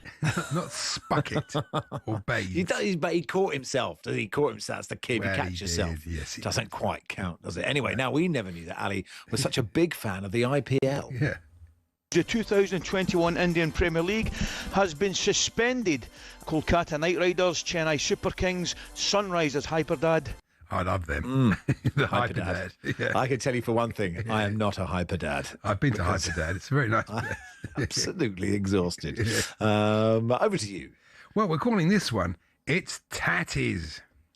Best seafood in the world, and I think Aaron, my Celtic brother, will like a bit of seafood. However, for a wee treat, you can have some haggis titties. Then it becomes Burns afternoon. And then Burns evenings and Burns suppers, where traditionally we eat haggis titties. Well, there you go. I think he's having a size. No. I think he realised, and then he corrected himself later. I think he realised he'd been calling it that. It was a bit unfortunate, really. Go on. You wouldn't want them, would you? No, would you? I mean, I don't know. Let's move on. Yes. Is it me? Coisty's been caught out here by a texter. What else have we got? Jason Manchester. He's dropping the kids off at the pool. That's an early start for the kids at the pool, Jace. So, do you know what? In his defence, it is hard between 6 and 7 in the morning. And there is a West Ham fan, I think he's called Jim, who's caught me. Whenever I've done breakfast, he's got me hook, line and sinker at about It's a Bart Simpson, isn't it, basically? It is, yeah. It is, yeah. Ali's normally got an answer for everything, but he's found himself in a bit of a muddle with this quiz question. What famous TV series, Ali, is Sideshow Bob from? Is it a cartoon? I'm not telling you. SpongeBob SquarePants. Here is Ali making a listener's birthday one to remember with a bit of that classic Scottish charm. Got to give a quick shout out. This is a man that must be totally all over the place today. A happy 60th birthday to Dell. 60th birthday. We're thinking this must be a sort of Glasgow thing. Listen to this one from Big Al. Russell, question 2. Which ocean goes to the deepest depth? Deepest depth. Deepest depth. That's right. I like it. I like how we used to sound back in the medium wave days. Oh, yes, there's nothing like that. Next up, let's hear if Coisty has a follow-up question for the Bosch King, Tom Skinner. I'll have a chat in the break. Have you got one more, Gab, or Ali? Ali, one more for Tom? What have I got? One more for Tom? Well, there we are. We'll never know. See, it's happened. It's happened to all of us. None better. I'm sure Andy. Tom said Bosch or fair. Probably. Anyway, is it me or is it you? I can't remember. It's you. No, it's me. All right. In the hot seat, here's Ali introducing the morning newsreader. talkSPORT News. Emma has the headlines. Good morning again, Emma. Good morning, Enema. That's right. It was after Good Morning Vietnam. There was the next movie was Good Morning Enema, when Robin Williams just had it was the first ever reality show, wasn't it? Okay. Anyway, it's you now. Yes, it's a time for a bit of nostalgia with a Scottish football legend. Well, we think it is. I want to say Jude Bellingham raising that bar. Be as repulsive as you want, Jude. Put the performances on the pitch. Totally agree. John, I don't necessarily disagree with you. However, I'm going to play devil's advocate. Devil's advocate. Yes. Devil's advocate. Yeah. Okay. manage, I mean, Alex. Fair enough, this is a really. good. This is a good mix-up. How has Ali managed to confuse these two? Certainly our fans can play a part in that, creating that atmosphere that makes it difficult for teams to come and play here. Right, that was Shaban there. Looking forward to a great day. Her voice has gone a bit after gruff, heavy hasn't night it? out, a night out on the tiles, and Shaban turns into Sean Dyche. And finally, it was a surprise to learn that Ali struggles with his numbers. How many times did he attempt the word hypocritical? Oh, come Before on, he got it man. right. It's a great question. Well, it's got to have been well into double figures. I'm going to go 7. Well, that's not really double figures, is it? That isn't double figures. Not really, no. Come on, Ali. Anyway, thank you. You know, the thing is, McCoist is a pro, isn't he? He's a pro. So Well, he's brilliant as well. I mean, people love him. And yeah, I was thinking about starting the backlash. This isn't a clip, by the way. This is just me, Jack. The backlash to Ali McCoy, because you can't be universally loved forever. Can You are. So. Are you sure? You didn't read that text? Do you want to read Mike in Southampton's text? Yeah, I've read a few. Do you want to get this? I've read a few terrible ones to you over the years, honestly. This was a People are while ago. savage. This is from Mike. This is Mike in Southampton. Not that it's who bothered you it was personally about an or hour anything. into the show. It's not. Is it not bad enough that you have destroyed Wednesdays with this? Oh, no. That you now have to ruin my listening on a Friday. Even the talent of Andy Jacobs can't cover the dross this idiot pushes out. Mike in Southampton. There you go. Even your talent, in a sort of carbon offsetting way. There's nothing you can do when you're put with this. You're like, how can I work with this? Mike in Southampton. Thank you so much. I love the thing that you always say, what are you even doing on talkSPORT? Presumably a listener once said that to you, I would imagine. Yeah. I think they said it to Charlie. Oh, really? I'm not sure. But yeah, one of us. I don't know. Anyway, what are you even doing on Talk replacing Windows? That was Clips of the Week with Toolstation. Clips of the Week on talkSPORT with Toolstation. Next stop, Toolstation. This is Rushden and Baker. No, it isn't. Rushden and Jacobs on talkSPORT in partnership with Toolstation. Get your toolbox essentials this spring with big savings on screws and fixings. Next stop, Toolstation. All the managers have been doing their press conferences, and we'll hear from some of them in just a second.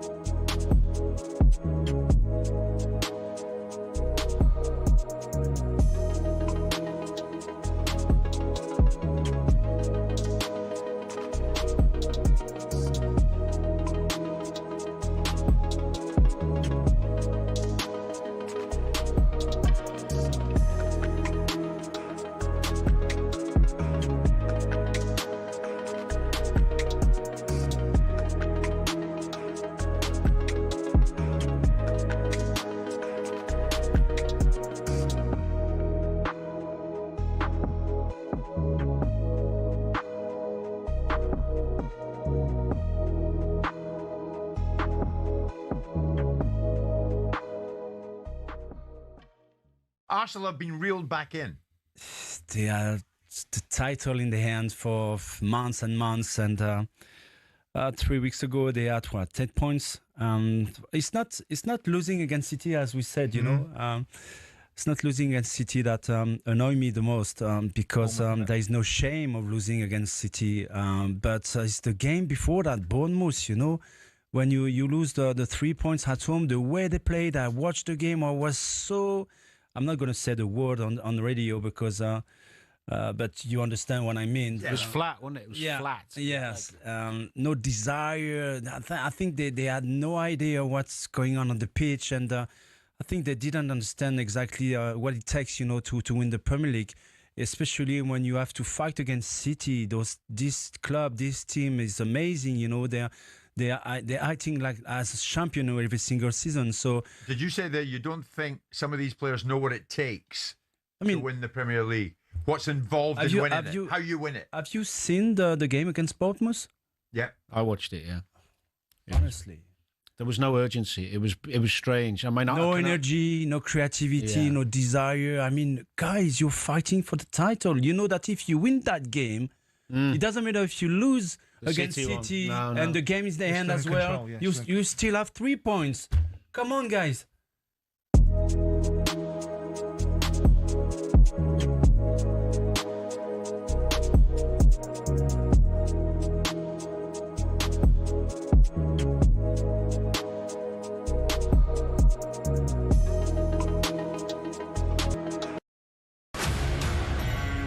Hello and welcome to talkSPORT Goals. We're taking you through what should be another busy day of football. Chance to win it! We don't need to do that, guys. I'm going to owe you an apology. How would you get to that conclusion? That's a weak mentality. Oh, get out of it.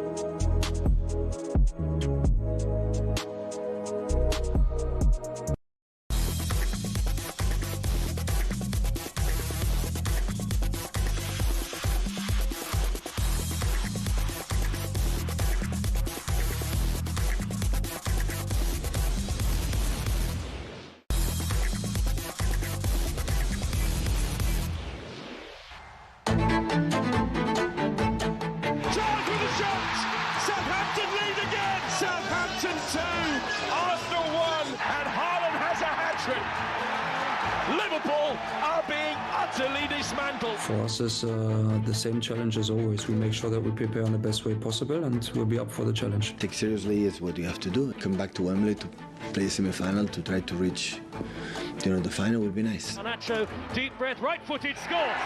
Goalkeeper goes the wrong way, and Garnacho makes it a magnificent 7. The FA Cup rekindles a rivalry. And Straub hits it, and it's in off the post, and Leeds United have done it. They're into their first FA Cup semi-final since 1987. To take part at Wembley for the first time since decades, and it's fantastic. That's why you should never give up in the FA Cup. That dream is always alive while you've still got time on the clock. Live commentary of both FA Cup semi-finals. Man City, Southampton on Saturday. It's a 5:15 kickoff. Chelsea Leeds on Sunday. It's a 3 o'clock kickoff. And some of the managers have been speaking ahead of that and ahead of the games in the Premier League, haven't they, Andy? You want to kick us off? Yes, interim Chelsea manager Callum McFarlane will take charge and be in the hot seat at Wembley this weekend after Rossini's dismissal. He says he's gutted it didn't work out for him. I spoke to him on the phone on Wednesday, it must have been, I think it was. How was he? Yeah, he was good. It was a good conversation. I've got a lot of respect for Liam. I didn't know him before he came to the club, and he welcomed me in brilliantly and made me a part of his staff. So I have a really good relationship with Liam, and I'm gutted that it hasn't worked out. Yeah. Do you think, Andy? Not surprised, though, are you? Do you think part of the conversation was, did you get a 6-year payoff? He didn't Did you get? No, he's only got a break clause. Yeah, he'll do all right. Oh, really? Oh, yeah, of course. He'll do This okay. is the misinformation on social media. People going, oh, this cost them 24 million. It hasn't cost them 24 million. One thing these people are not, when it comes to business, is stupid. And they wouldn't do that, give anybody that sort of deal. And when it comes to football? Well, it's another matter altogether. It's a very big. It's a very different you don't want another thing, call from Chelsea tonight. No, they know exactly how I feel. I promise you. Don't worry about that. Anyway, over to you. Yeah, let's hear from Mikel Arteta. He says they'd have taken this position they're in at the start of the season. I don't know. It's 5 games to go, 4 weeks, 2 big competitions to play for, and everything to play for. I mean, if somebody would have told us at the beginning of the season, we would have taken it, and we are so excited. And tomorrow is game 1. No, he's absolutely right. I mean, you would take this at this position. The trouble is, if they don't win the league and they don't win the Champions League, that's a different matter, is it? You know, you wouldn't have taken that at the start of the season. So it's a funny sort of thing to say. But I still think they'll win the league, and they'll definitely get to the final of the Champions League. But other than that, then it's going to be difficult. But it's a one-off game. Good question. I just don't know. I think Atleti are quite good, and I think the two Atleti games will be quite tiring. I thought Arsenal were very good against City last week. That was the best they played for ages. No, they did play well. They came out of their shell, but that doesn't necessarily mean they'll do the same against Atleti or Newcastle at home is the game you want, right? Given Newcastle's form. Oh yeah, they're in terrible. So they absolutely should win that game, but I don't know. But the thing I would say about the future of Arteta is that if Arsenal don't win anything, right, he has still got them into a position where they could have won 1 of 4 or 2 of 4, whatever trophies, right? Okay, And if you sack a manager, you don't automatically get 5% better. Like, there is a big chance you get 5% worse, right? And so you just have to be careful. Oh, it'd be madness. It would be absolute madness to get rid of him from Arsenal. It's mad. He's done a great job, absolutely brilliant job. And he's going to win something eventually, and it might even be this season. It may well be. So that would be mad. Anyway, talking of coaches, Michael Carrick, the current interim head coach for Manchester United, was questioned about his desire to become permanent manager at the start of next season. When he said, I don't want it. Permanent manager at the start of next season. I've said it many times. I enjoy being here. I enjoy the role I'm in. We've had some good results and we're in decent shape. I think there's a lot to go. We still want to keep improving. There's layers that we want to get to. Really, I'll see. I'll see. I keep saying the same things in front of you every week. There's only so much I can say in terms of that. But I've said it many times again. I enjoy being here. I love being here. It's a real privilege to be in the position I am. But thriving with the responsibility that we got. I'm not sure, to be honest. And genuinely, it's not something in terms of deadlines that I'm really chasing. I think it'll become clear when it's going to become clear, and I'm here at the moment to help the team and help the club get results. And at the moment, we're doing all right. We're doing all right. We can keep pushing and getting better. So really, that's genuinely all I'm focused on right now.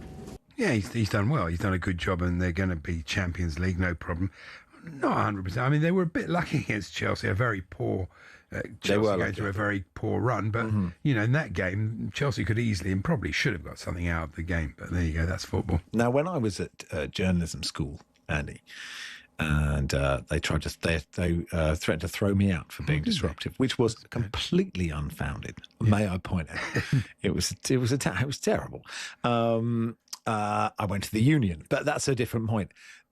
The one thing that was interesting was about a news story is that if the opposite is more interesting, then it isn't a story. So, Michael Carrick being asked, do you want the job full time? I mean, it's just this is a waste of, some of these press conferences is a waste of air. What's he going to say? Exactly. He's never going to say, do you know what? It's actually not for me. I don't really fancy it. It's not for me. I don't really like it. Never liked the club. Don't really have it in my DNA. Made that up. Feel more West Ham or Spurs. Frankly, you can stick it. I'm not interested. Of course he's going to say that. Why don't they go, would you like the job? Do you want the job, Michael? Yes, I'm on the job, please. What's your stupid question? I know, but they kind of unless the question was, I know they've got to, but that's the point, isn't it? They've got to ask the question, and you know what answer you're going to get. So we don't need to ask the question. It's a big sort of dance. It is a game, but it's not a game you could put on like primetime TV on a Saturday night. Not really, it's never going to do press conferences with Stephen Mulhern, are they? Because they're just not that. Anyway, tomorrow afternoon, talkSPORT will provide live and exclusive commentary of the Fulham Aston Villa game kicking off at 12:30. Villa manager Unai Emery has stated his team's main focus is on securing a third-place finish. We can extend as well. Our objective is to be in the top 5. But now we are 4th with Manchester United. They are 3rd. And why we are not getting a challenge as well to be 3rd in the league? I am here 3 years and a half ago, and I didn't achieve this position. And of course, we are now there. I am speaking with the players. We must be demanding ourselves to try to get the position in the table as better as possible. Yeah, I mean, So, yes. it doesn't. Yes, it's pride and everything, and more money from finishing higher. But in the end, it's all about Champions League and winning the Europa League, and certainly getting to the final. So he's a brilliant manager. I'm a big fan of his. There we go.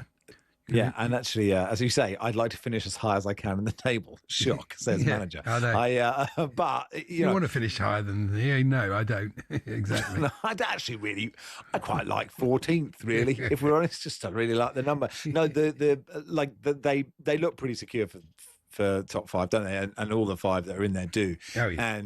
But that moment was such an amazing moment in a football match when Diarra was through for Sunderland and he went for the dink and then it went down the other end and scored. I mean, one of the games of the season kind of lost that Villa-Sunderland game because there were so many other bigger stories happening at the weekend. Man City are playing Southampton in the semi-final of the FA Cup. It is live on talkSPORT, 5:15 kickoff, and Tijani Reinders, who the only game of the season when City beat Wolves, we were like, this is the new. He's the new De Bruyne. He was brilliant, wasn't he? He hasn't done much, but they put him out for the press conference, so maybe he'll play tomorrow. Here's what he had to say. The last round, championship side, but a very good side. We're going to make it difficult for you. Yeah, they will, but yeah, what I've seen in the past few games as well, like how many teams from League One or Championship knockout Premier League clubs. You can't underestimate any team in this competition. So we have to be ready. Yeah, do you think he was the first voice you heard? Because I've never heard him speak. Oh, Did you think he was like, "Hello, I think it's a tough game"? I was like, he's a rugby league fan. Absolutely no idea. He's like, "Yeah, I'll be watching Widnes, and you'll be fine." We can what also about hear Daisy? You've got to remember this. Daisy Natchell. She loves a game of Reinders. Well, yeah, absolutely. We can have a little bit of Eddie Howe before we go. Eddie Howe talking about how hopeless Newcastle have been recently. They go to Arsenal at the weekend. We're all feeling that pain at the moment. It's been a difficult period for us. I think we're very determined to try and put that right. We're very determined to try and win as many games as we can. Prided ourselves on, historically, even if we lose a game, fighting to the end, giving everything to try and get a result. I feel the players are currently at the moment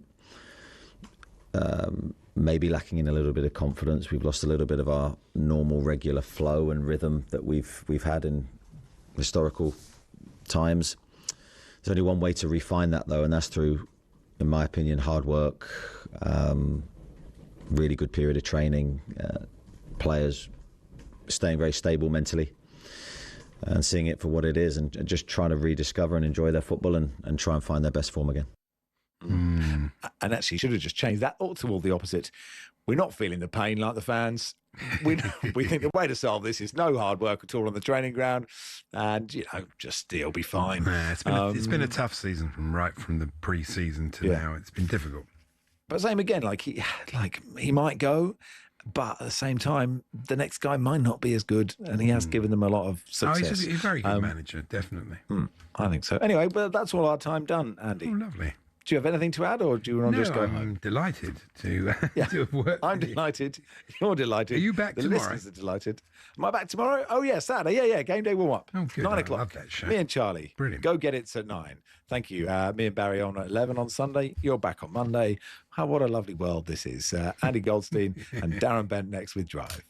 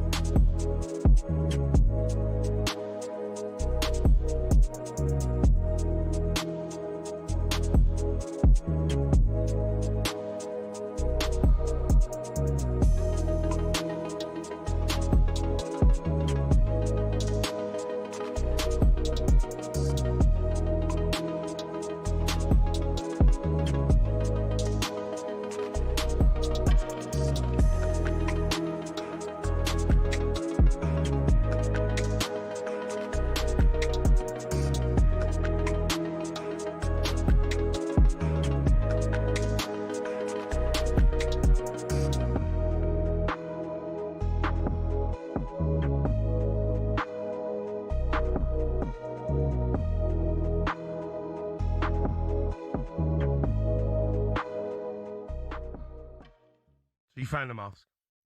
Yeah, I found the mask. It's just who we are, mate. Yeah. I'm not going to lie. I hope you lost it. Why? What do you mean, why? Mate, do you know, it's half hot in here. And I can't